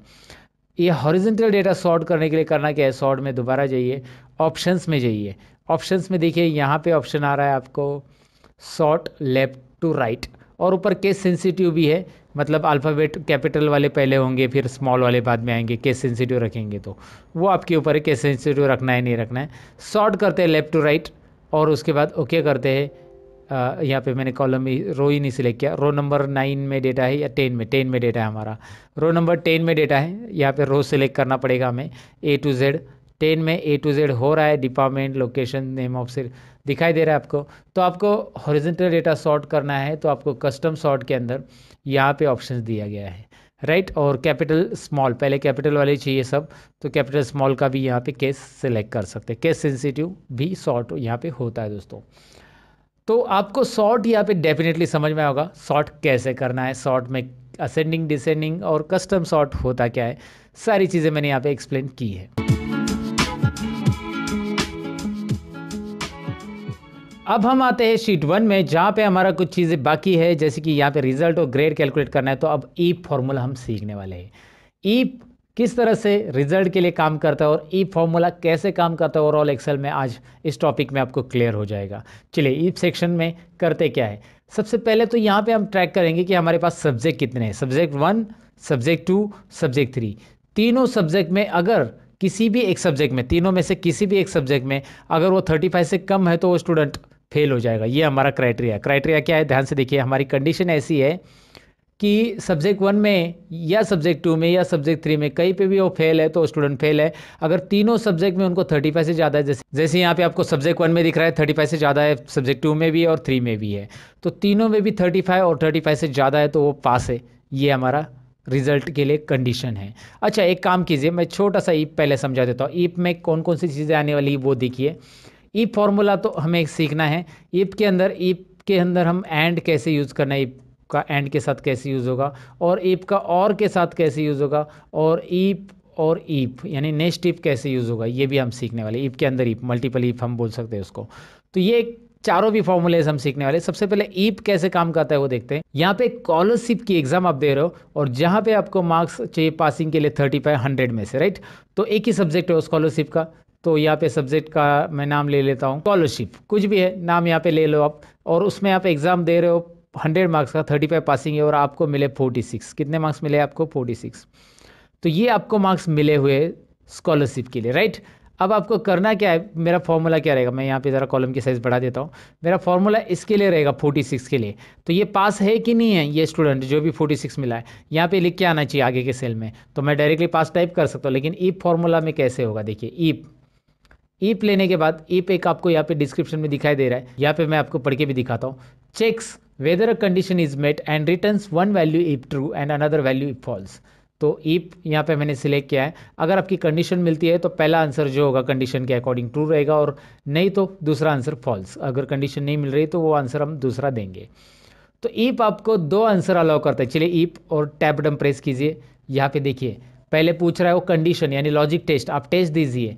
फिर उसके बाद वो टेस्ट में मतलब जो भी लॉजिक टेस्ट आपने दिए वो ट्रू है तो पहला आंसर दिखाइए, नहीं तो दूसरा आंसर। तो करना क्या है देखिए, मेरा टेस्ट क्या है, यहाँ पे मैं सिलेक्ट कर रहा हूँ किसको, I2 को, I12 को, सॉरी I12 में है 46। If I12 cell is greater than equal to 35, मतलब 35 और उससे ज़्यादा है तो I12 सेल में 35 और उससे ज़्यादा है तो ये हमारी कंडीशन है। कंडीशन देते समय आप ये ऑपरेटर्स यूज़ कर सकते हैं, greater than equal to, less than equal to वगैरह। अगर ज़्यादा है तो क्या होगा, कोमा, पहला आंसर ये रहेगा पास। देखो डबल इन्वर्टेड कोमा में आपको लिखना है। ईप के अंदर जो भी टेक्स्ट आप लिखते हो वो डबल इन्वर्टेड कोमा में आ जाएगा। कोमा देके अगर आप कोमा देते हो ना तो नीचे देखो क्या हो रहा है, वैल्यू फॉल्स बोल्ड हो रहा है। ध्यान से देखिए मैं क्या कर रहा हूँ, पहला मैंने लॉजिक टेस्ट दिया, कोमा किया, कोमा करने के बाद आप जैसे कोमा करोगे नीचे बोल्ड में दिख रहा है आपको वैल्यू ऑफ ट्रू। अभी वैल्यू ऑफ ट्रू वाला डालो आप, आपकी कंडीशन आपने डाल दी। अगर ये कंडीशन सेटिस्फाई है, 35 से ज़्यादा मार्क्स है तो क्या लिख के आना चाहिए, वैल्यू ऑफ ट्रू का मतलब होता है कोमा। अगर 35 से कम है तो क्या लिखना चाहिए आपको, वैल्यू ऑफ फॉल्स। अगर 35 से कम नहीं है, वो एक्सप्रेशन गलत है आपने जो दिया हुआ, 35 से कम है सॉरी, तो आपको मिलेगा वहाँ पे फेल स्टूडेंट, आपको यहाँ पे लिख के आना चाहिए फेल। तो आपको डबल इन्वर्टेड कोमा में ये लिखना है, डबल इन्वर्टेड कोमा नहीं बोलना है दोस्तों, डबल इन्वर्टेड कोमा, राइट। तो यहाँ पे मैंने दे दिया और यहाँ पे एंटर बटन प्रेस करना है। यहाँ पे भूलना नहीं है कि मैंने टाइप कैसे किया, ज़रा ध्यान से देखेंगे अभी क्या हो रहा है, ये पास हो रहा है। और यहाँ पे 34 करके देखिए, फेल। ऑफकोर्स 35 के लिए पास होगा क्योंकि ग्रेटर देन इक्वल टू रखा है मैंने 35 को इंक्लूड करके। 35 है फिर भी पास है, 35 से ज़्यादा है फिर भी पास है, 35 से कम जाते हैं 31 32 कुछ भी डालो फेल आ जाएगा। तो इफ कंडीशन यहाँ पे आपको काम कैसे कर रहा है समझ में आया होगा। एक सेल के अंदर एक ही सेल के लिए मैंने दिया, तो इफ इस तरह से देते हैं दोस्तों। इफ कंडीशन आपको दो आंसर अलाउ करता है। अगर आपकी कंडीशन सही है यहाँ पे दी हुई तो पहला आंसर रिटर्न करेगा, नहीं तो अगर कंडीशन नहीं मिल रही है 35 से कम है यहाँ पे और 35 से ज़्यादा अगर है तो पास, ज़्यादा नहीं है तो फेल। राइट, कंडीशन नहीं मिल रही है तो फेल। Value if false. तो इस तरह से मैंने आपको बताया कि यहाँ पे कैसे हम ई फॉर्मूला अप्लाई कर सकते हैं। डेफिनेटली आपको समझा होगा ये। अब ई फॉर्मूला यहाँ पे तो एक सब्जेक्ट नहीं, मेरे पास तीन सब्जेक्ट है, तो ऐसे अगर एक से ज़्यादा सब्जेक्ट है तो आपको एंड या फिर और यूज़ करना है। मैंने यहाँ पे और नहीं लिखा है, ऑफ लिखा, आपने देखा भी नहीं। ओके, मुझे बताना ना, कम से कम यहाँ पे और लिखना था मुझे, तो यहाँ पे आपको मैं बता रहा हूँ और। राइट, तो यहाँ पे एक से ज़्यादा अगर सब्जेक्ट है तो इफ एंड और इफ और इन दोनों में से एक यूज़ कर सकते हैं। पहले मैं आपको इफ एंड की मदद से कैसे निकालना है ये रिजल्ट मैं दिखाता हूँ। Is equal to if open bracket. अब एंड क्यों यूज़ करना है, क्योंकि इफ आपको अलाउ करता है एक ही लॉजिक टेस्ट देने के लिए और एक ही यहाँ पे क्राइटेरिया दे सकते हैं। लेकिन अगर आप एंड यूज़ करते हो फॉर्मूला में तो आप लॉजिक 1, लॉजिक 2, लॉजिक 3, 4 ऐसे बहुत सारी लॉजिक दे सकते हैं। तो सबसे पहले यहाँ पे करेंगे क्या, सब्जेक्ट 1 की सेल यानी कि यहाँ पे आएगी C3 दिखाई दे रहा है आपको, ये C3 सेल हमारी रहेगी और C3 यहाँ पे आ चुका है सब्जेक्ट 1 की, क्योंकि उसे रिस्पेक्टिव में जो लेफ्ट साइड में सेल है वही हमने लिए है। दिखाई दे रहा है आपको C3 यहाँ पे आ चुका है। If C3 is greater than equal to 35, greater than equal to क्यों, क्योंकि हमें कंडीशन देना है एंड की तरह। मैं आपको समझाता हूँ एंड यूज़ करने के बाद आपको ग्रेटर देन इक्वल टू ही क्यों लेना है, क्योंकि हम चेक करेंगे कि तीनों सब्जेक्ट में पास है तो ही पास देंगे। राइट, तो पहली कंडीशन दी हमने C3 is greater than equal to 35, comma again यहाँ पे सब्जेक्ट 2 कौन सा है, D3 है, D3 is greater than equal to 35। आप यहाँ पे लिख सकते हैं इस तरह से, या फिर कॉमा देने के बाद आप इस सेल को क्लिक भी कर सकते हैं। क्लिक कीजिए इस सेल के ऊपर, देखिए मैंने कॉमा दिया, इस सेल के ऊपर क्लिक किया, वो ऑटोमेटिकली आ चुका है। उसी के रिस्पेक्ट में जिस रो में आप यहाँ पे फॉर्मूला लिख रहे हो उसी के लेफ्ट साइड का जो सब्जेक्ट का सेल है उसे लेना है और इसमें भी ग्रेटर देन इक्वल टू 35 और ब्रैकेट क्लोज। ब्रैकेट एंड वाला क्लोज कर रहा हूँ मैं, देखिए यहाँ पे कलर दिख रहा है आपको एंड ब्रैकेट का और वही क्लोज कर रहा हूँ मैं। ज़रा इस कंडीशन को समझिए, मैं एक्सप्लेन करने की कोशिश कर रहा हूँ, आपको डेफिनेटली समझ में आएगा। यहाँ पे तीनों सब्जेक्ट की कंडीशन मैंने ली है, तीनों सब्जेक्ट में हमें मिलने चाहिए 35 से ज़्यादा मार्क्स। एंड दिया है ना, तो ये कोमा जो है बीच का वो रिप्रेजेंट कर रहा है एंड, यानी कि C3 is greater than equal to 35, comma यानी कि and D3 is greater than equal to 35 मतलब सब्जेक्ट 2, और E3 मतलब subject 3 it should be greater than equal to 35। तीनों में भी 35 से ज़्यादा रहेंगे या रहने चाहिए। रहेंगे तो क्या होगा, कॉमा। अब कॉमा करेंगे जैसे हम इस ब्रैकेट के बाद, तो वैल्यू इफ ट्रू, तो क्या होगा, अगर ये कंडीशन सेटिस्फाई तीनों में भी 35 से ज़्यादा है तो पास होगा डबल इन्वर्टर कॉमा में, नहीं तो क्या होगा, फेल होगा। मैंने यहाँ पे एंटर वगैरह नहीं प्रेस किया, टाइप के आगे वो ऑटोमेटिक नीचे आ जाएगा। आपको एंटर यहाँ पे प्रेस नहीं करना है, बिल्कुल कोई ज़रूरत नहीं फॉर्मूला में आपको कोई एंटर वगैरह ऐड करने की, बस टाइप करते जाइए, फॉर्मूला ऑटोमेटिक अपने आप नीचे आता है आगे अगर नहीं जा रहा है तो लॉजिक टेस्ट क्या है, देखिए तीनों सब्जेक्ट में ग्रेटर देन 35 है तो पास, नहीं तो फेल। एंड का कंडीशन यही काम कर रहा है। एंटर कीजिए, यहाँ पे रिजल्ट आपको मिल रहा है। Are you getting, look at here, पास दोनों भी है क्योंकि तीनों सब्जेक्ट में 35 से ज़्यादा है। यहाँ पे तो आपको 100 ही है, और यहाँ पे देखेंगे तो 35 से कम है किसी ना किसी सब्जेक्ट में। ये तो तीनों सब्जेक्ट में फेल है, लगभग एक सब्जेक्ट में पास है यहाँ पे 35, और यहाँ पे देखिए ये पास होता है कि नहीं होता है, अभी दिखाता हूँ मैं आपको। हो गया पास, राइट। तो तीनों में आपको 35 या 35 से ज़्यादा मार्क्स है तो ही पास होगा, नहीं तो फेल बताएगा। ये हमारा एंड का कहना था। एंड उस तरह से काम करता है जैसे यहाँ पे सारी चीज़ें कंपलसरी होती है एंड के अंदर दी हुई, तो कंपल्शन का काम करता है। जैसे एग्जांपल लो ना, आप अगर कोई ड्राइविंग लाइसेंस निकालने जाते हो और वहाँ पे आपको बोला कि आधार कार्ड और पैन कार्ड दोनों भी चाहिए, मतलब मैं एग्जांपल बता रहा हूँ, तो दोनों भी चाहिए, दोनों कंडीशन है तो ही आपका ड्राइविंग लाइसेंस निकलेगा। यानी कि जहाँ पे दोनों चीज़ें कंपलसरी है या जितनी भी चीज़ें दी हुई कंपलसरी है वो होता है एंड। तो वो क्या बोलेंगे आपको, आपका ड्राइविंग लाइसेंस निकालना है आपको तो आधार कार्ड और पैन कार्ड, और बोलेंगे क्या बोलेंगे, और आधार कार्ड और पैन कार्ड यानी एंड, राइट। तो वैसे ही अगर आपको और के साथ रिजल्ट निकालना है, और मतलब क्या होता है, ऑप्शनल, राइट। तो और के साथ निकालना है तो कंडीशन क्या रहेगी मैं दिखाता हूँ। यहाँ पे एक कॉलम इंसर्ट करना है, जो कि मैंने आपको बताया कॉलम कैसे इंसर्ट करना है ऑलरेडी। राइट क्लिक करके इंसर्ट, यहाँ पे रिजल्ट 2 नाम देते हैं हम इसका। तो यहाँ पे इफ और ओपन ब्रैकेट के बाद मैं और लिखूंगा, और से भी आंसर सही आएगा दोस्तों। जी हाँ सही आएगा, लेकिन आप बोलोगे कैसे, कंडीशन में हम चेंज करने वाले हैं। सब्जेक्ट 1 की कंडीशन में हम लेंगे लेस देन 35। अब ऐसा क्यों मैं आपको समझाता हूँ। चलिए यहाँ पे पहले फॉर्मूला टाइप कर देते हैं। सब्जेक्ट 1 के बाद सब्जेक्ट 2 यानी D3 वहाँ पे क्लिक करेंगे तो भी चलेगा less than 35 and comma E3 less than 35। इससे होगा क्या, तीनों में से किसी भी एक सब्जेक्ट में 35 से कम है तो मैंने और लिखा है ना दोस्तों। और का मतलब यहाँ पे होता है कोई भी एक सब्जेक्ट में 35 से कम है तो वो सब्जेक्ट 1 में चेक करेगा 35 से कम है तो डायरेक्टली वो रिजल्ट शो करेगा, या सब्जेक्ट 2 में चेक करेगा 35 से कम मिला तो डायरेक्ट रिजल्ट शो करेगा, और सब्जेक्ट 3 में भी चेक करेगा। तीनों में से किसी, तीनों में भी 35 से कम नहीं रहने चाहिए, ऐसा नहीं कि तीनों में, तीनों में से किसी भी एक में, क्योंकि और लिखा है हमने एंड नहीं लिखा है, तो तीनों में से किसी भी एक में अगर 35 से कम है तो कॉमा डबल इन्वर्टेड कॉमा में फेल, और फिर कॉमा डबल इन्वर्टेड कॉमा में पास। यहाँ पे एक भी कॉमा नहीं मिस करना है, नहीं तो फॉर्मूला कॉमा में चला जाएगा। हमेशा की तरह मजाक कर रहा हूँ, लेकिन यहाँ पे मैं आपको बताऊँ कि कॉमा भूलना नहीं है दोस्तों। फेल और पास कैसे निकाला ये रिजल्ट आपको दिखाई दे रहा है। चलिए मैं आपको दिखाता हूँ आंसर क्या आता है इसका। एंटर कीजिए and have a look this. क्या हो रहा है देखिए, पास है, और मैं इस फॉर्मूला को यहाँ पे ड्रैग करूँगा। नाउ यू कैन सी यहाँ पे दिखाई दे रहा है, जैसे यहाँ पे आ रहा था एंड के साथ आंसर, वैसे ही यहाँ पे आ रहा है। Got it. कोई डिफ़िकल्टी नहीं है दोस्तों, इसे निकालने में कोई प्रॉब्लम नहीं आएगा। आप इस फॉर्मूला को ज़रा ध्यान से समझने की कोशिश कीजिए, रट्टा मत मारिएगा, रट्टा मारने से कुछ मतलब नहीं होता है। एंड क्या काम करता है, और वैसे काम करता है जैसे आप एक वोटिंग कार्ड निकालने गए और वहाँ पे बोला कि यार आपके पास आधार कार्ड है, वो बोला, आपने बोला नहीं। आपके पास पैन कार्ड है, तो चलो लाओ पैन कार्ड से बना देते हैं, आपने बोला है तो पैन कार्ड से भी बनेगा, या आधार कार्ड, दोनों में से एक है। मतलब सभी चीज़ें कंपलसरी नहीं है, ऑप्शनल है। आधार कार्ड नहीं है तो पैन कार्ड दिखाओ, पैन कार्ड नहीं तो राशन कार्ड दिखाओ, ऐसे आपको बोला गया है। तो यहाँ पे ऑप्शनल चीज़ें आती है, तो यहाँ पे वही मैंने किया कि C3 में जाकर वो चेक करेगा 35 से कम है क्या, है तो डायरेक्ट फेल बताएगा, आगे की कंडीशन उसे चेक करने की ज़रूरत नहीं है क्योंकि ये और है दोस्तों। और D3 में चेक करेगा 35 से कम है क्या, है तो डायरेक्टली फेल बताएगा, नहीं तो फिर E3 में चेक करेगा, E3 में 35 से कम है तो फेल बताएगा, तीनों में भी नहीं है तो डायरेक्टली क्या बताएगा, वो पास बताने वाला है, क्योंकि ये सेटिस्फाई नहीं हो रहा है। राइट। तो इस तरह से इफ एंड और इफ और इफ काम करता है। बस अभी इफ में एक और चीज़ सीखना है जिससे हम ग्रेड निकालने वाले हैं, यानी कि नेक्स्ट इफ।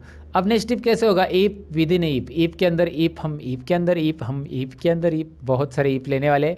वैसे हम कितने इफ लिख सकते हैं, वैसे 100 इफ भी लिखेंगे तो भी चलेगा, लेकिन मैं आपको बताऊँ कि एक्सेल 2019 के अंदर नया फॉर्मूला आया है। इफ को बार बार लिखने से अच्छा आप एक ही बार लिखिए, उसका नाम है इफ्स, और उसके लिए वीडियोस मैंने बनाए थे एक्सेल 2019 में, कौन से नए फॉर्मूलाज है उसका लिंक डिस्क्रिप्शन में, अगर आप इंटरेस्टेड हो तो ज़रूर वीडियो देख लेना दोस्तों।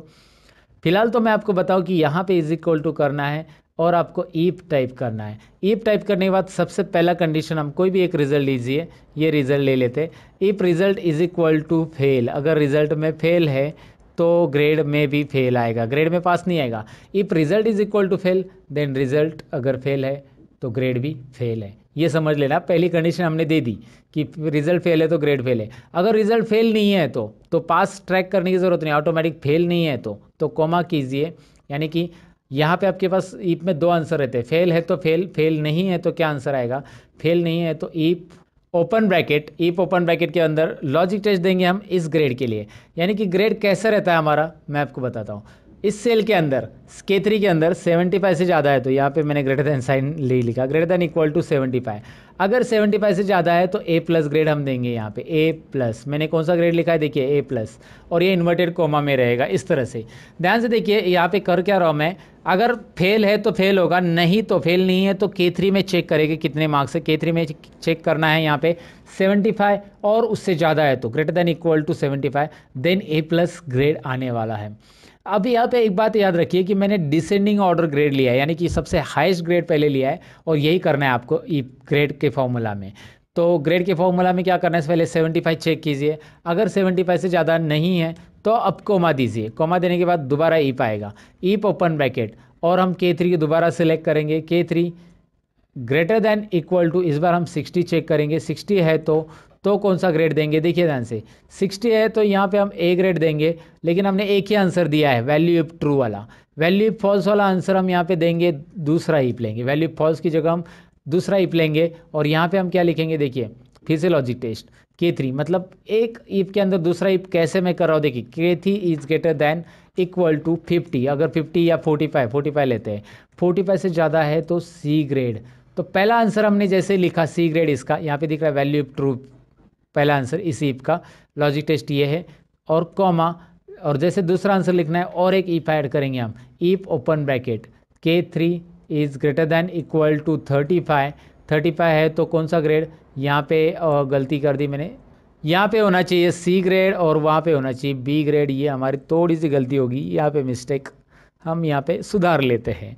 चलिए देर आए दुरुस्त है, राइट। तो यहाँ पे A+A B और C ग्रेड मैंने लिखा। आप लगा यार इतना बड़ा फॉर्मूला, आप ऐसा सोचो मत बिल्कुल। ये फॉर्मूला क्या है मैं आपको बताता हूँ। ये फॉर्मूला रिपीट है, ये फॉर्मूला दिख रहा है यहाँ से यहाँ तक, यही कॉपी करके यहाँ पे फिर से रखा गया है, बस दिखाई दे रहा है। बस आपको चेंज करना है ग्रेड है यहाँ पे, और ग्रेड और मार्क्स चेंज करने, कंडीशन चेंज करना है। बाकी यहाँ पे ब्रैकेट कितने क्लोज होंगे ये सब देखने की ज़रूरत नहीं है, चिंता करने की ज़रूरत नहीं है। एंटर कीजिए, एक्सेल ऑटोमेटिक ब्रैकेट क्लोज कर रहा है, यहाँ पे इस बॉक्स में दिख रहा है एक्सेल ऑटोमेटिकली ब्रैकेट यहाँ पे क्लोज कर रहा है। यस, तो यहाँ पे ब्रैकेट को यस करेंगे और आंसर आ रहा है। चलिए देखते हैं अकॉर्डिंग टू दैट परसेंटेज के हिसाब से, जो फेल है फेल के लिए फेल, और जो परसेंटेज यहाँ पे दिखाई दे रहा है उसके हिसाब से उसको मार्क्स आए हैं कि नहीं आए, आए हैं। इसे हम नेक्स्ट टिप बोलते हैं दोस्तों। इसकी ज़रा प्रैक्टिस आपको करनी ज़रूरी है, और जितनी रिपीट आप इसके प्रैक्टिस करोगे उतना ईप आप डीपली समझते जाओगे कि ईप के अंदर लॉजिक टेस्ट होता क्या है, पहला आंसर क्या होता है, दूसरा आंसर क्या होता है, नेक्स्ट टिप लिया कैसे गया है, यहाँ पे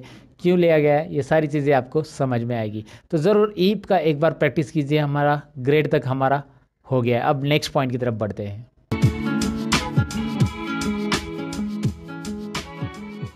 तो नेक्स्ट पॉइंट ये है कि हमने इस पे रिजल्ट तो कर लिया, अब हमारा नेक्स्ट पॉइंट है चार्ट्स। जी हाँ, चार्ट्स को डिटेल में समझ लेते हैं। हमने ये तो कर लिया कि भाई इसमें रिजल्ट कैसे निकालना है। अब ये यहाँ पे मैंने इसे सिलेक्ट कर लिया मार्क्स को नेम के साथ, और चार्ट्स इसके ऊपर बनाना है। मुझे देखना है कौन से स्टूडेंट को कौन से सब्जेक्ट में मार्क्स कितने हैं, तो मैं इसे सिलेक्ट करूँगा और इंसर्ट में जाकर यहाँ पे आपको चार्ट मिल जाते हैं। बहुत सारे चार्ट के अलग अलग ऑप्शन आपको यहाँ पे मिलेंगे, बहुत सारे चार्ट्स के अलग अलग ऑप्शन आपको यहाँ पे मिलेंगे, कॉलम चार्ट वगैरह वगैरह सब है। और सपोज आप यहाँ पे कोई भी चार्ट सेलेक्ट करके इंसर्ट करते हो तो यहाँ पे देखिए कैसे आने वाला है। डायरेक्ट प्रीव्यू आपको दिखाई देता है यहाँ पे। अच्छा, ये डायनेमिक है, माउस घुमाओ आपको प्रीव्यू नज़र आएगा, और जो अच्छा लग रहा है वो यहाँ पे आप इंसर्ट कर सकते हैं। फिलहाल एक नॉर्मल एक कॉलम चार्ट में इंसर्ट कराओ, इसकी डिटेल में हम समझने वाले हैं कि कैसे करना है इसे। लेकिन मैंने क्या किया, नेम ऑफ स्टूडेंट से आगे सिलेक्ट किया, सब्जेक्ट की हेडिंग नहीं सिलेक्ट की। इसीलिए क्या हुआ, यहाँ पे सब्जेक्ट की सीरीज़ 1 2 3 आ रहा है। मैं इसे डिलीट कर देता हूँ और डेटा में पूरा यहाँ से यहाँ तक डेटा सिलेक्ट कर रहा हूँ। फिर उसके बाद इंसर्ट में जाकर तो चार्ट आप ले सकते हैं, या फिर उसके लिए एक शॉर्टकट की भी आप प्रेस कर सकते हैं जो कि है F11। मैं इस डेटा को सिलेक्ट करके अगर F11 प्रेस करता हूँ ना दोस्तों, तो आपको यहाँ पे एक नई शीट आ रही है, बॉटम में दिख रही है। शीट 1 में हमारा डेटा था, चार्ट 1 करके एक यहाँ पे शीट आ चुकी है। शीट 1 में डेटा है, चार्ट 1 करके एक नई शीट आ चुकी है जिसमें हमारा चार्ट आ चुका है। यहाँ पे आपको दिख रहा है राहुल भो, राजेश शर्मा, रमेश डोले, संदीप शर्मा, विनोद शर्मा एंड आकाश काले, किसको कितने मार्क्स हैं यहाँ पे आपको दिख रहे हैं। ईजिली आप इस मार्क्स के थ्रू, मतलब इस चार्ट के थ्रू गेस कर सकते हैं, या फिर देख सकते हैं किसको कितने मार्क्स हैं। ईजिली देख सकते हैं, गेस करने की ज़रूरत नहीं, वैसे देख सकते हैं। यहाँ पे मैं आपको बताऊँ कि ये जो चार्ट मैंने क्रिएट किया है इसके बहुत सारे अलग अलग ऑप्शन बनते हैं जो कि हमें यहाँ पे देखने हैं। डिज़ाइन टैब के अंदर चार्ट को पूरा कंप्लीटली सीखना है, और इसके ऊपर फॉर्मेटिंग करने के लिए बाजू में फॉर्मेट टैब भी आया है। अब इस चार्ट को मैंने जानबूझकर अलग से शीट पे लिया ताकि हम यहाँ पे कुछ फॉर्मेटिंग कर सके। सबसे पहले तो मैं आपको बताऊँ कि यहाँ पे ये जो नाम दिखाई दे रहे हैं नीचे वाले, इसकी स्टाइल आप बदल सकते हैं, इसकी साइज़ बदल सकते हैं, सब कुछ कर सकते हैं। उसके लिए होम टैब में जाकर यहाँ से आप इसकी साइज़ बढ़ा सकते हैं। देखिए मैं बढ़ा रहा हूँ, राइट। आप जितना चाहिए उतनी साइज़ उसकी मर्जी बढ़ा सकते हैं। यहाँ पे उसको बैकग्राउंड कलर देना है दे सकते हैं, इस तरह से उसको हाईलाइट कर सकते हैं, बोल्ड करना है कर सकते हैं। और आप यहाँ पे चार्ट टाइटल दिया है, इसकी भी साइज़ बढ़ा सकते हैं। उसमें चार्ट टाइटल में कुछ नया नाम डालना है तो आप बस उस पर क्लिक रखिए, फॉर्मूला बार में क्लिक करके यहाँ पे लिखिए स्टूडेंट प्रोग्रेस, या कुछ भी आप लिख सकते हैं यहाँ पे। तो इस तरह से चार्ट यहाँ पे चार्ट के लिए टाइटल भी ऐड होता है। अच्छा, डिज़ाइन टैब में मैं आपको बताऊँ कि यहाँ पे रेडीमेड डिज़ाइन से यहाँ पे अगर आप अप्लाई करते हो तो रेडीमेड डिज़ाइंस आ जाती है। जो मैंने फॉर्मेटिंग की थी वो गायब हो जाएगी और रेडीमेड स्टाइल रेडीमेड डिज़ाइन आपको यहाँ पे देखने मिल जाएगी। हाँ, दोबारा आप रेडीमेड डिज़ाइन के बाद भी फॉर्मेटिंग करना चाहते हो तो ये अलाउ करता है, कोई बात नहीं है। आप यहाँ पे बस आके चार्ट के साइज़ वगैरह टेक्स्ट की बढ़ा सकते हैं, जितनी चाहिए उतनी टेक्स्ट की साइज़ वहाँ पे रखो, बोल्ड करना है बोल्ड कीजिए, हो रहा है। यहाँ पे जो आता है नीचे, इसे लीजेंड बोलते हैं, सब्जेक्ट 1 2 3। इस लीजेंड को आप ऊपर भी रख सकते हैं, क्लिक एंड ड्रैग करके जहाँ पे चाहिए वहाँ पे रख सकते हैं। ऐसा क्लिक एंड ड्रैग करके रख सकते हैं। इसकी साइज़ आप ऐसे बढ़ा सकते हैं बॉक्स की, और उसके अंदर के कंटेंट की साइज़ बढ़ाने के लिए यहाँ पे क्लिक कर सकते हैं। यहाँ पे आपको दिख रहा है कंटेंट की साइज़, और इसे भी हम बोल्ड करेंगे। इस बॉक्स की साइज़ थोड़ी सी बढ़ाएंगे। Now you can see that colours also, यहाँ पे दिखाई दे रहा है वो कलर्स कौन से सब्जेक्ट के कौन से हैं। साथ ही में ये जो हमने डिज़ाइन लिया था, ये डिज़ाइन में उसमें डेटा लेबल भी आ रहे हैं। यहाँ पे इसे डेटा लेबल बोलते हैं। ये जो मार्क्स यहाँ पे दिखाई दे रहे हैं ना, 45 65 35, ये हमारे डेटा लेबल। यहाँ पे अलग लेआउट लेंगे तो देखिए यहाँ पे इस तरह से आ रहा है। आप जैसे चाहिए वैसे यहाँ पे कर सकते हैं। आपको जो फॉर्मेटिंग चाहिए वो यहाँ से चेंज कर सकते हैं। अंडू कर देता हूँ मैं, फ़िलहाल यही रख देता हूँ। यहाँ पे चेंज कलर ऑप्शन भी दिया है, कलर्स चेंज होंगे अगर आप मूव करते हो, जैसे जो चाहिए वो कलर्स में आप यहाँ पे चार्ट देख पाएंगे, राइट। उसके अलावा यहाँ पे क्विक लेआउट ऑप्शन दिया गया है। क्विक लेआउट में क्या है देखिए, क्विक लेआउट में जैसे आप माउस पॉइंटर घुमाते हो वैसे अलग अलग डिज़ाइंस, अलग अलग लेआउट्स आपके सामने यहाँ पे प्रेजेंट होंगे, और आपको जो पसंद है वो आप यहाँ पे ले सकते हैं। जो प्रेजेंटेटिव लग रहा है, यहाँ पे टेबल के साथ आ रहा है, नीचे टेबल भी आ रहा है, दिखाई दे रहा है आपको। सो व्हाटएवर, लाइक आपको जो पसंद है यहाँ से आप सिलेक्ट कर सकते हैं। नहीं है तो पहले वाला रहने दीजिएगा। तो यहाँ पे आ गया ऐड चार्ट एलिमेंट एक्सिस।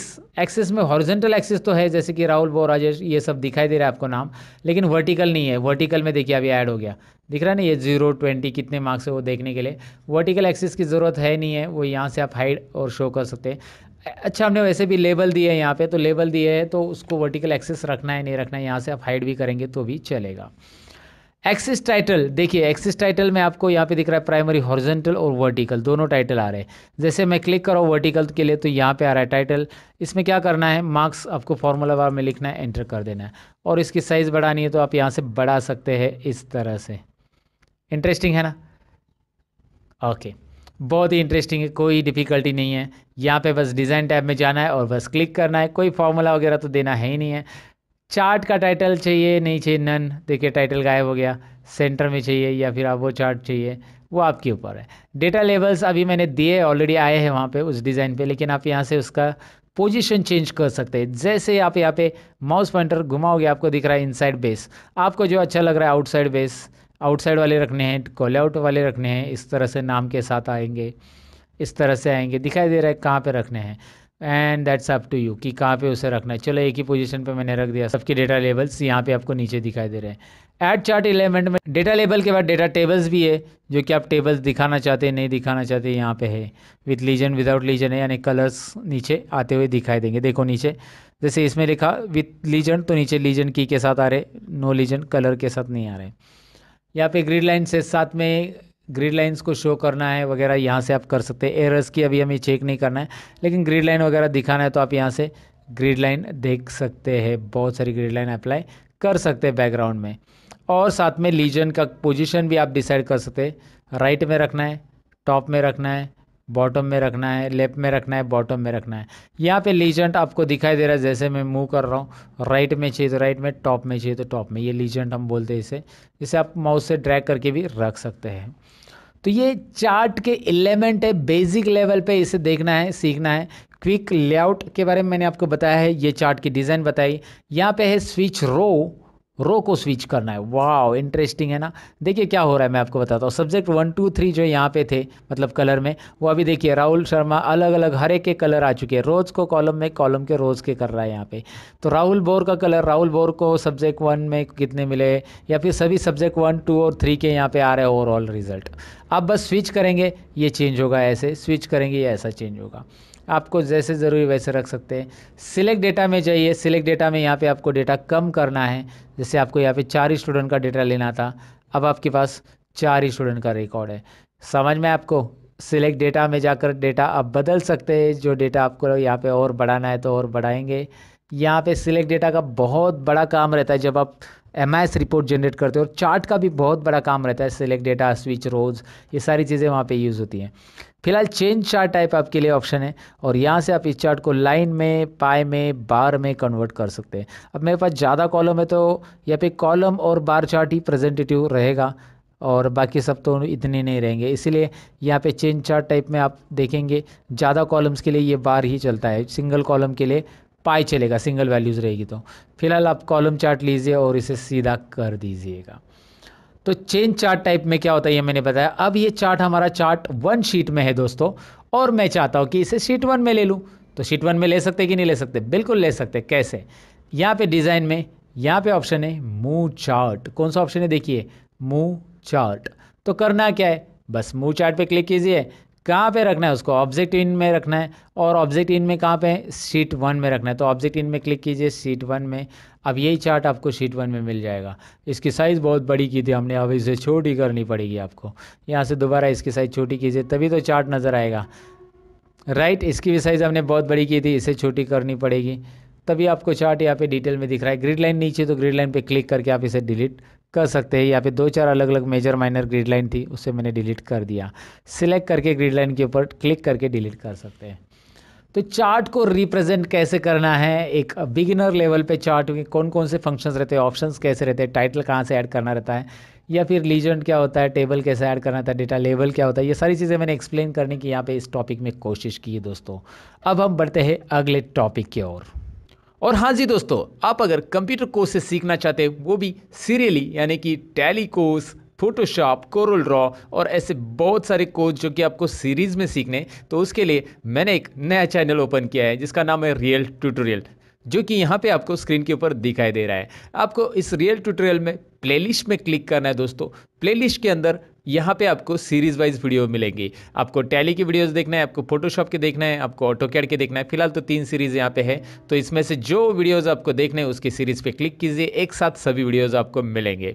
तो अगर आप बनना चाहते हैं कंप्यूटर कोर्सेज में मास्टर, तो इस चैनल को ज़रूर फॉलो कीजिए। लिंक आपके लिए मैंने डिस्क्रिप्शन में दे दिए, रियल ट्यूटोरियल, ज़रा चेक कीजिएगा दोस्तों।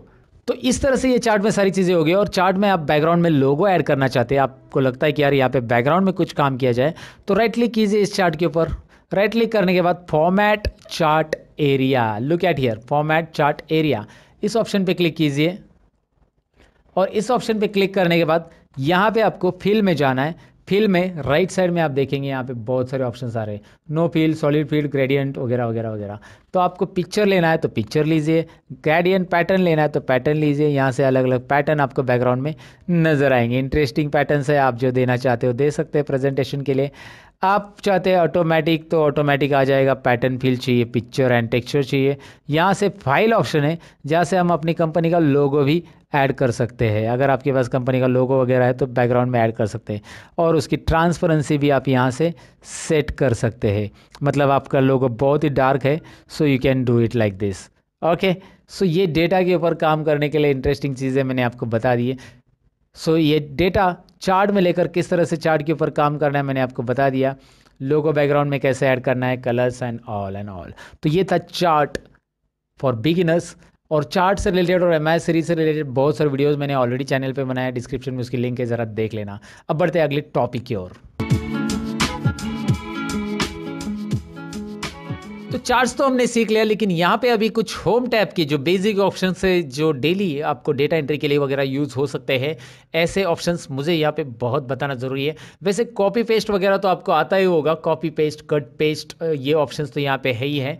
यहाँ पे मैं आपको दिखाता हूँ कि ये डेटा मैं Ctrl+C से कॉपी कर रहा हूँ, और यहाँ पे कर्सर रख के यहाँ पे मैं इसे पेस्ट करूँगा। आपको पता ही है, पेस्ट करूँगा तो यहाँ पे रिपीट आ जाएगा। लेकिन पेस्ट के अंदर कुछ और ऑप्शंस है जिसका नाम है पेस्ट स्पेशल। ये पेस्ट स्पेशल्स ऑप्शंस है सारे के सारे, और पेस्ट स्पेशल के सारे ऑप्शंस का एक वीडियो मैंने बनाया है जिसका लिंक मैं आपके लिए डिस्क्रिप्शन में दूंगा। ये पेस्ट स्पेशल कंप्लीटली कैसे यूज़ किया जाता है इसका ऑलरेडी मैंने वीडियो बनाया है, जिसका लिंक आपको डिस्क्रिप्शन में मिलेगा। यहाँ पे भी मैं स्क्रीन के ऊपर दिखा रहा हूँ कि लर्न मोर चैनल पे ऑलरेडी ये वीडियो अपलोड हो चुका है, तो वो आपको ज़रूर देखना होगा, क्योंकि यहाँ पे मैं अभी ये सारे कंटेंट ऐड नहीं कर रहा हूँ, लेकिन ऑलरेडी वीडियो मैंने बनाया है, इसका एक इंफॉर्मेशन मैं आपको दे रहा हूँ यहाँ पे।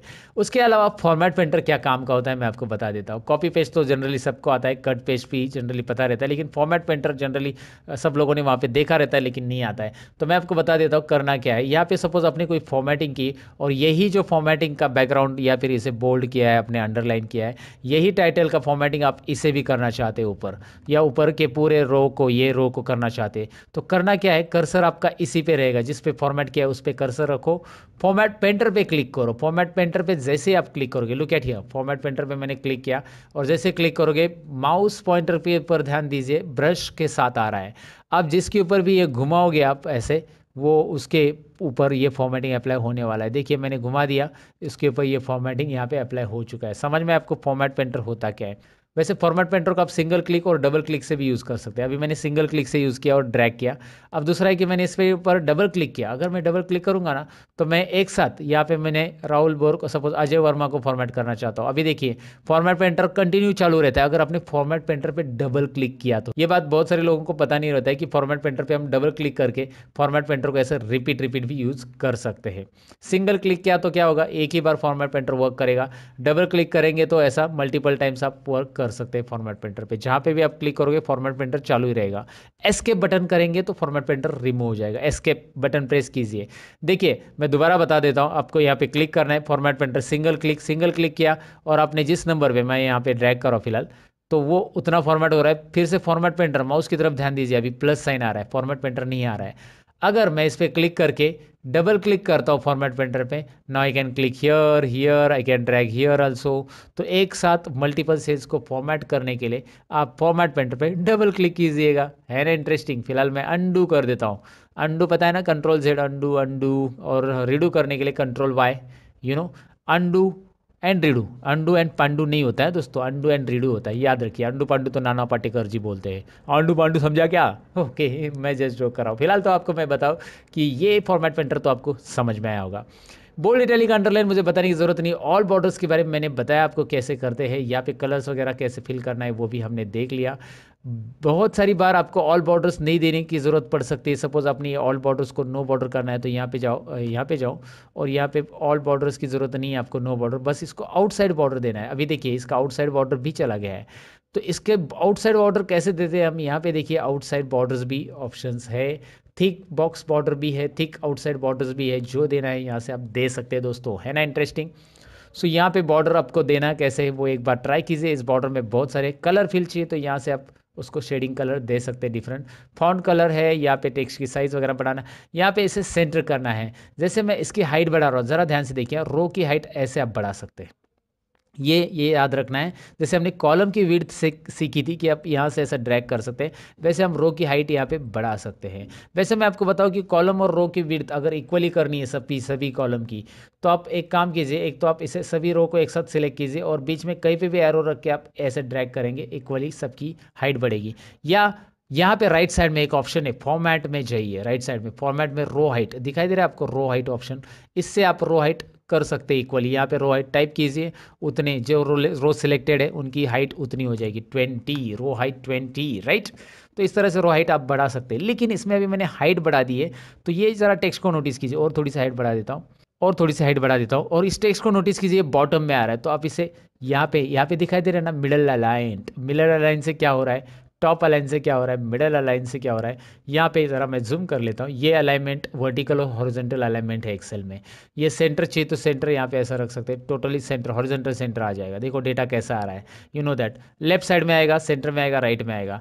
अगर आप लेफ्ट अलाइनमेंट ही रख के टेक्स्ट को थोड़ा सा आगे लेना चाहते हैं तो आप, जैसे इस कॉलम के अंदर टेक्स्ट लिखा गया है, मैं इस कॉलम को सिलेक्ट करूँगा and what I will do, इसको मैं थोड़ा सा यहाँ पे देखिए इंडेंट ऑप्शंस यूज़ करूँगा। इंडेंट से क्या होता है मैं आपको बताता हूँ। देखिए इंडेंट से इस तरह से टेक्स्ट आप आगे ले सकते हैं, पीछे करना है पीछे, इंडेंट और बढ़ाओ कम करो। तो लेफ्ट इंडेंट से इस तरह से टेक्स्ट को आगे लेके रख सकते हैं आप। इसके अलावा जैसे आपने बहुत सारे कैलेंडर वगैरह में देखा होगा, संडे वगैरह ऐसा क्रॉस में लिखा रहता है, तो यहाँ पे ऑप्शन है, देखिए इसे आप टेक्स्ट को रोटेट कर सकते हैं। Vertical text, angle clockwise, angle counter clockwise, ज़रा करके तो देखिए, यहाँ पे देखिए कैसा टेक्स्ट आएगा। राइट। आपने देखा होगा ना, यहाँ पे देखिए अभी जैसे वो कैलेंडर में रहता है ना, संडे मंडे ऐसा क्रॉस में लिखा रहेगा, आपने देखा होगा शायद।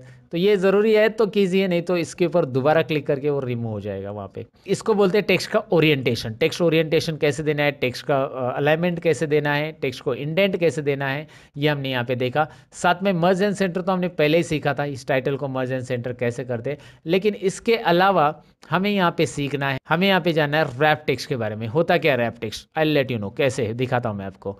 सबसे पहले सपोज यहाँ पे एक एग्जांपल लो कि नेम ऑफ स्टूडेंट का जो रो हाइट है ना, वो मैंने थोड़ा सा यहाँ पे ऐसा कम करके रख दिया अभी। Okay, so name of student में मैंने यहाँ पे एक चीज़ बढ़ा दी, जैसे मैंने नेम ऑफ टैली स्टूडेंट और एक्सेल स्टूडेंट ऐसा बढ़ा दिया। अब ये आगे जा रहा है, लेकिन मैं इसकी कॉलम की विड्थ नहीं बढ़ाना चाहता हूँ, जो कि हम यहाँ से डबल क्लिक करके बढ़ा सकते हैं, आपको पता है। मैं चाहता हूँ इसे रैप टेक्स्ट करना। रैप टेक्स्ट से क्या होता है देखिए, वाह इंटरेस्टिंग है ना। Wrap text wrap text wrap text wrap text, मैं क्लिक करूँगा रैप टेक्स्ट पे तो ऐसे आ जाता है। रैप टेक्स्ट निकाल देंगे तो ऐसा आता है। अगर आप चाहते कि यार लिखते समय ये नीचे आ जाए, तो लिखते समय भी आएगा। जैसे आप यहाँ पे लिख रहे हो, डबल क्लिक करो, फिलहाल में इसके ऊपर मैंने डबल क्लिक किया, अल्ट और एंटर बटन प्रेस करूंगा मैं, अल्ट और एंटर दोस्तों, अल्ट और एंटर करेंगे तो ऐसा नीचे आ सकता है। अल्ट और एंटर लिखते समय ही आ सकता है। अल्ट और एंटर ये रैप टेक्स्ट की तरह ही काम करता है, और रैप टेक्स्ट यहाँ पे आप कर सकते हैं डायरेक्टली वैसे भी। सो रैप टेक्स्ट ये डेटा एंट्री के लिए याद रखो, कॉलम की साइज जब आपके एडजस्ट नहीं हो रही है तो आप इस तरह से कर सकते हैं, राइट। सो रैप टेक्स्ट के बारे में मैंने आपको बताया, मर्ज and centre you know that already. अब अच्छा एक बात और, यहाँ पे अगर मैं डेटा के अंदर, वैसे डेटा के अंदर बहुत सारी चीज़ें, लेकिन मैं यहाँ पे नीचे लिखते जाऊँगा डेटा, तो ऊपर हेडिंग तो चला गया मेरा, तो मुझे ये नहीं पता चलेगा कि यार ये सब्जेक्ट 1 है 2 है या 3 है। बार बार मुझे ऊपर जाके देखना पड़ेगा ना सब्जेक्ट, अगर मैं नीचे लिखते जा रहा हूँ तो ऐसे समय में मैं चाहता हूँ कि ये ऊपर के 2 रो जो है, ये एक और ये 2 रो, ये ऊपर फिक्स रहे और परमानेंट रहे, फ्रीज रहे। उसको फ्रीज बोला जाता है एक्सेल में। तो उसके लिए हमें करना क्या है, तो यहाँ पे कर्सर रखना है 3 नंबर रो पे। कर्सर कहाँ पे रखा है मैंने, देखिए मुझे जो रो लॉक करना है उसके नीचे के रो पे कर्सर रखना है, मुझे ऊपर के रो फिक्स करने हैं। उसके लिए एक व्यू में ऑप्शन दिया है, ज़रा इसे ध्यान से देखिए। व्यू के अंदर यहाँ पे एक फ्रीज पेन्स ऑप्शन है, फ्रीज पेन्स। फ्रीज करेंगे हम, किसको फ्रीज करेंगे, उसने पूछा है कि टॉप रो एक ही करना है या फर्स्ट कॉलम करना है, लेकिन मुझे फ्रीज पेन्स ही करना है क्लिक डायरेक्टली, क्योंकि मैंने ऑलरेडी लोकेशन दे दिया कि 3 नंबर रो पे मैंने कर्सर रखा है। तो फ्रीज पेन्स मैंने ऑन किया तो यूल नोटिस यहाँ पे एक लाइन आएगी, वो अभी मैंने बॉर्डर दिया इसलिए यहाँ पे समझ में नहीं आ रहा है, लेकिन आपको एक लाइन नज़र आएगी एक्स्ट्रा, या फिर आप डाउन एरो प्रेस करते जाओ, you will find out the changes क्या हो रहे, दिखाई दे रहा है आपको। मैं नीचे स्क्रॉल करते जा रहा हूँ और अलग अलग रो में मैं स्क्रॉल कर रहा हूँ, तो भी टाइटल हेडिंग वही की वही रह रही है, क्योंकि मैंने उसे फ्रीज किया। और नहीं चाहिए तो आप इसे अनफ्रीज भी कर सकते हैं। वैसे आप कॉलम के लिए भी कर सकते हैं, राइट साइड में अगर आप जा रहे हो ऐसे, तो आप उतने कॉलम, अभी मुझे 1 नंबर कॉलम यहाँ पे दिखना चाहिए, मैं 1 नंबर का डेटा टाइप कर रही हूँ और 2 नंबर का, तो मैं इधर बी कॉलम में कर्सर रख दूंगा और यहाँ पे फ्रीज पेन्स में जाकर फ्रीज पेन्स ऑन करूँगा। अब इससे होगा क्या, मैं ऐसे राइट में जाऊँगा तो भी 1 नंबर कॉलम दिख रहा है ना आपको, वो सीरियल नंबर का, वो वहाँ पे ही रहेगा, राइट। और बॉटम में आऊँगा तो भी ये आपको दिखाई देगा, क्योंकि मैंने फ्रीज पेन्स B2 या B3 सेल से समथिंग किया है, तो वो पूरा का पूरा यहाँ पे फ्रीज हो चुका है। और मुझे निकालने के लिए अनफ्रीज यहाँ पे करना होगा, अनफ्रीज ऑप्शन फ्रीज की जगह ही आ जाता है। सो ये एक डेटा एंट्री के लिए या डेटा टाइप करते समय याद रखना है, जब आपको डेटा टाइप करना है तो फ्रीज पेन्स और अनफ्रीज पेन ज़रूरी है। अगर आप एक्सेल में बेसिक चीज़ें नहीं जानते ऐसा कुछ, तो फिर मुश्किल हो जाएगा आपके लिए। अब यहाँ पे कुछ चीज़ें और है जो कि ये है नंबर फॉर्मेट में, होम टैब के अंदर से यहाँ पे आपको दिखाई दे रहा है नंबर फॉर्मेट में। जब कभी भी आप डेट लिखते हो एक्सेल के अंदर, ये सारे लोगों से गलती हो जाती है, सारे लोगों से ये प्रॉब्लम होता है। और यहाँ पे डेट लिखने के बाद में, अभी मैं इसके कॉलम की साइज़ बढ़ा देता हूँ, नहीं तो वो दिखाई नहीं देगा। बाद में मैं यहाँ पे कोई नंबर टाइप करता हूँ 35, तो वो ऐसा आ रहा है, अरे नंबर ही नहीं ले रहा है, तो यहाँ पे वो डेट फॉर्मेट में कन्वर्ट हो चुका है। तो आपके लिए तरीका ये है कि आप यहाँ पे क्लिक करो और उसे नंबर फॉर्मेट में कन्वर्ट करो। नंबर फॉर्मेट में क्या करना है आपको, कन्वर्ट, तो ये नंबर में दिखाई देगा ना। और आप चाहते हो उसे जनरल फॉर्मेट में रखो जिसमें डेसिमल प्लेसेस ना आए, तो जनरल फॉर्मेट में रखो। जनरली हम जनरल फॉर्मेट में रखते हैं जब कोई नंबर ऑटोमेटिक टाइप करते तो। और डेसिमल के साथ नंबर, करेंसी, यहाँ पे बहुत सारे डेट फॉर्मेट वगैरह आपको दिखाई दे रहे हैं। अच्छा, अगर आपने डेट लिखी और वहाँ पे नंबर आ रहा है, तो वहाँ पे आपको करना क्या है, यहाँ पे जैसे मैं आपको दिखाता हूँ, यहाँ पे मैंने लिखा 20/2 और 2019, ऐसा कुछ भी लिख दिया, राइट। अब मैं जब इसे यहाँ पे कन्वर्ट कर देता हूँ, ज़रा मैं देखा जनरल फॉर्मेट में, तो इस तरह से नंबर आ रहा है। अगर कभी ऐसा नंबर फॉर्मेट में कुछ आ गया तो आप उसे नंबर फॉर्मेट की जगह इसे डेट फॉर्मेट में कन्वर्ट कर सकते हैं ईजिली। तो उसके लिए करना क्या है, आपको बस यहाँ पे करना है शॉर्ट डेट या लॉन्ग डेट, शॉर्ट डेट या लॉन्ग डेट यहाँ पे आसानी से आप कर सकते हैं नंबर फॉर्मेट को डेट फॉर्मेट में कन्वर्ट करने के लिए। वैसे मैं आपको शॉर्टकट की बताऊँ तो कंट्रोल शिफ्ट यहाँ पे हैश, ये आप डेट फॉर्मेट में कन्वर्ट कर सकते हैं। कंट्रोल शिफ्ट 1 नंबर फॉर्मेट में हो जाता है, कंट्रोल शिफ्ट 2 टाइम फॉर्मेट में हो जाएगा, कंट्रोल शिफ्ट टिल्ड यहाँ पे जनरल फॉर्मेट में होगा, कंट्रोल शिफ्ट टिल्ड 1 2 3, ये याद रखिए 1 2 3 कंट्रोल शिफ्ट के साथ ये अलग अलग फॉर्मेट में आपको कन्वर्ट करने के लिए देता है, राइट। कंडीशनल फॉर्मेटिंग वैसे हमने सीख लिया है कैसे करना है, मैंने बताया है। और फॉर्मेट एज कैसे ही ये टेबल होता है ये भी मैंने आपको दिखाया। यहाँ से आपको अलग अलग स्टाइल्स मिल जाती है जो कि आप अप्लाई कर सकते हैं, ये भी मैंने बताया था। इंसर्ट में यहाँ पे इंसर्ट शीट रोज भी आता है, जैसे आप यहाँ पे रो इंसर्ट करना चाहते हो तो मैंने वैसे भी आपको बताया है। रो कंट्रोल प्लस से इंसर्ट होता है, कंट्रोल माइनस से डिलीट होता है, यहाँ से भी इंसर्ट और डिलीट ऑप्शन है आपके लिए। और फॉर्मेट में आप रो और कॉलम की साइज एडजस्ट करने के लिए है ही। कैसे करना है मैंने सारी चीज़ें यहाँ पे बता दी आपको। और ऊपर से मैंने आपको बताया था कि क्लियर में जाकर क्लियर फॉर्मेट से क्या होगा। देखिए यहाँ पे फॉर्मेटिंग अगर नहीं चाहिए तो आप क्लियर कर सकते हैं, मुझे नहीं चाहिए फॉर्मेटिंग, सो क्लियर में जाइए, क्लियर फॉर्मेट्स, फॉर्मेट जाएगा, क्लियर ऑल मतलब पूरा क्लियर हो जाएगा, क्लियर कंटेंट्स मतलब खाली कंटेंट और कमेंट लिखी होगी या हाइपर लिंक दिया रहेगा तो वो क्लियर हो जाएगा। क्लियर ऑल कर दूंगा मैं तो इस तरह से हो रहा है, राइट। सो क्लियर कंटेंट करना है तो कंटेंट कीजिएगा, इस तरह से आप इसे क्लियर कर सकते हैं, राइट। और फिल सीरीज़ के बारे में तो मैंने बताया था स्टार्टिंग में कि आप फिल सीरीज़ कैसे कर सकते हैं। यहाँ पे भी है फिल सीरीज़ ऑप्शन की डाउन फिल कैसे होगा ऑटोमेटिकली, वो दिया है वहाँ पे। और यहाँ पे फाइंड एंड रिप्लेस भी ऑप्शन है, जहाँ से रिप्लेस मतलब वर्ड चेंज करना। जैसे आपको लगता है कि यार यहाँ पे मैंने एक वर्ड टाइप किया जिसमें सब रॉन्ग है, मतलब एक वर्ड आपने 10 बार लिखा है, तो जैसे सब की जगह मुझे सब्जेक्ट ये वर्ड पूरा चाहिए था, तो मैं यहाँ पे सब लिखूंगा और यहाँ पे सब्जेक्ट लिखूंगा। देखिए मैंने क्या किया है, मुझे पूरा वर्ड चाहिए था, सब की जगह सब्जेक्ट लिखना चाहिए, तो यहाँ पे सब लिखा है मैंने, तो सब्जेक्ट 1 2 3 4 आना चाहिए, जो भी सब्जेक्ट है वैसे। तो किया है फाइंड आउट में सब, रिप्लेस विथ में सब्जेक्ट और रिप्लेस ऑल पे click. Now you can see replacement क्या काम करता है। सो फाइंड एंड रिप्लेस भी है, कोई वर्ड ढूंढना है तो फाइंड कर सकते हैं और यहाँ से अब फाइंड डायलॉग बॉक्स आपको मिल जाता है। तो ये मैंने होम टैब यहाँ पे कवर करने की कोशिश की है कि कैसे कुछ करना है एक्सेल के अंदर, क्या क्या चीज़ें होती है। यहाँ पे मैंने डिटेल में एक्सप्लेन करने की कोशिश की है। ये एक्सेल बिगिनर्स के लिए वीडियो है दोस्तों, और इसमें प्रिंटिंग लास्ट ऑप्शन है हमारा, और प्रिंटिंग हम देखते हैं प्रिंट कैसे किया जाता है एक्सेल के अंदर, and then will finish it. और ये बिगिनर्स के लिए एक्सेल है, इसीलिए मैंने इतनी ही चीज़ें कवर की। एक्सेल इतना ही नहीं है, बहुत कुछ है। तो एक्सेल जो बिगिनर के बाद सीखना चाहते हैं उसके लिए एक ट्यूटोरियल आएगा बड़ा सा, जिसमें मैं बहुत सारी चीज़ें और एक्सप्लेन करूंगा एक्सेल के अंदर, जो कि उसके लिए आपको थोड़ा इंतज़ार करना पड़ेगा। लेकिन आगे का टॉपिक सीख के जाइएगा कि प्रिंट कैसे करते हैं। प्रिंट करने के लिए control P, right, control P किया तो यहाँ पे प्रिंट आ जाता है, ऐसा ऐसा प्रिंट आ रहा है। एक काम करते हैं, मैं यहाँ पे ज़रा थोड़ा सा डेटा को अरेंज कर देता हूँ। पहले प्रिंट करने के लिए यहाँ पे मैं डेटा को एक काम कर देता हूँ, पूरा नॉर्मल जैसे डेटा था पहले, जैसा रखा था डेटा मैंने वैसे लाता हूँ यहाँ पे। उसके लिए करना क्या है, बस आपको कंट्रोल जेड ही तो बटन प्रेस करते जाना है। कंट्रोल जेड बटन प्रेस करते जाएंगे तो यहाँ पे आपको डेटा मिल जाएगा। मैंने अंडू कर दिया पूरा का पूरा। फिलहाल इस चार्ट की मुझे ज़रूरत नहीं, मैं इसे डिलीट कर देता हूँ, और यहाँ पे लिखा हुआ एक्स्ट्रा कंटेंट भी मैं डिलीट करता हूँ। अब देखिए मैं कंट्रोल पी करूँगा तो यहाँ पे आपको ये प्रिंट में बॉर्डर के साथ, मैंने बॉर्डर दिया है इसको इसलिए बॉर्डर के साथ आ रहा है। अगर आपने बॉर्डर नहीं दिया तो बॉर्डर नहीं आएगा, आपको मैंने स्टार्टिंग में बताया था।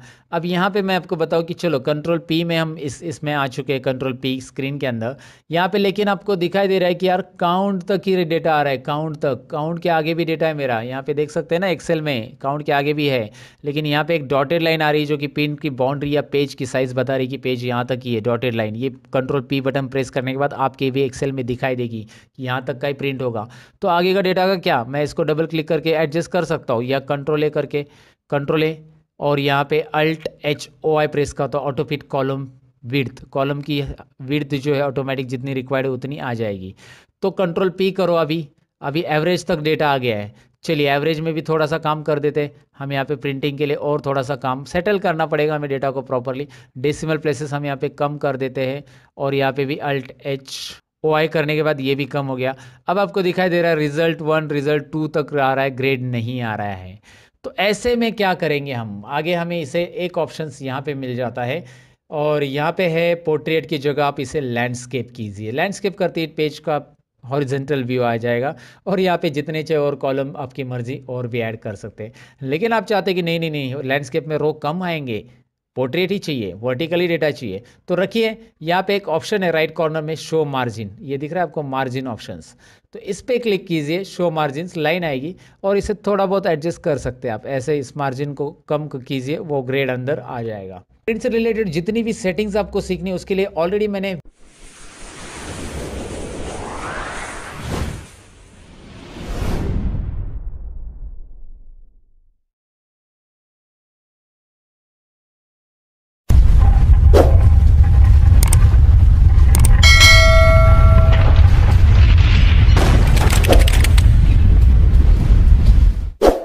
Assalamu alaikum wa rahmatullahi wa barakatuh.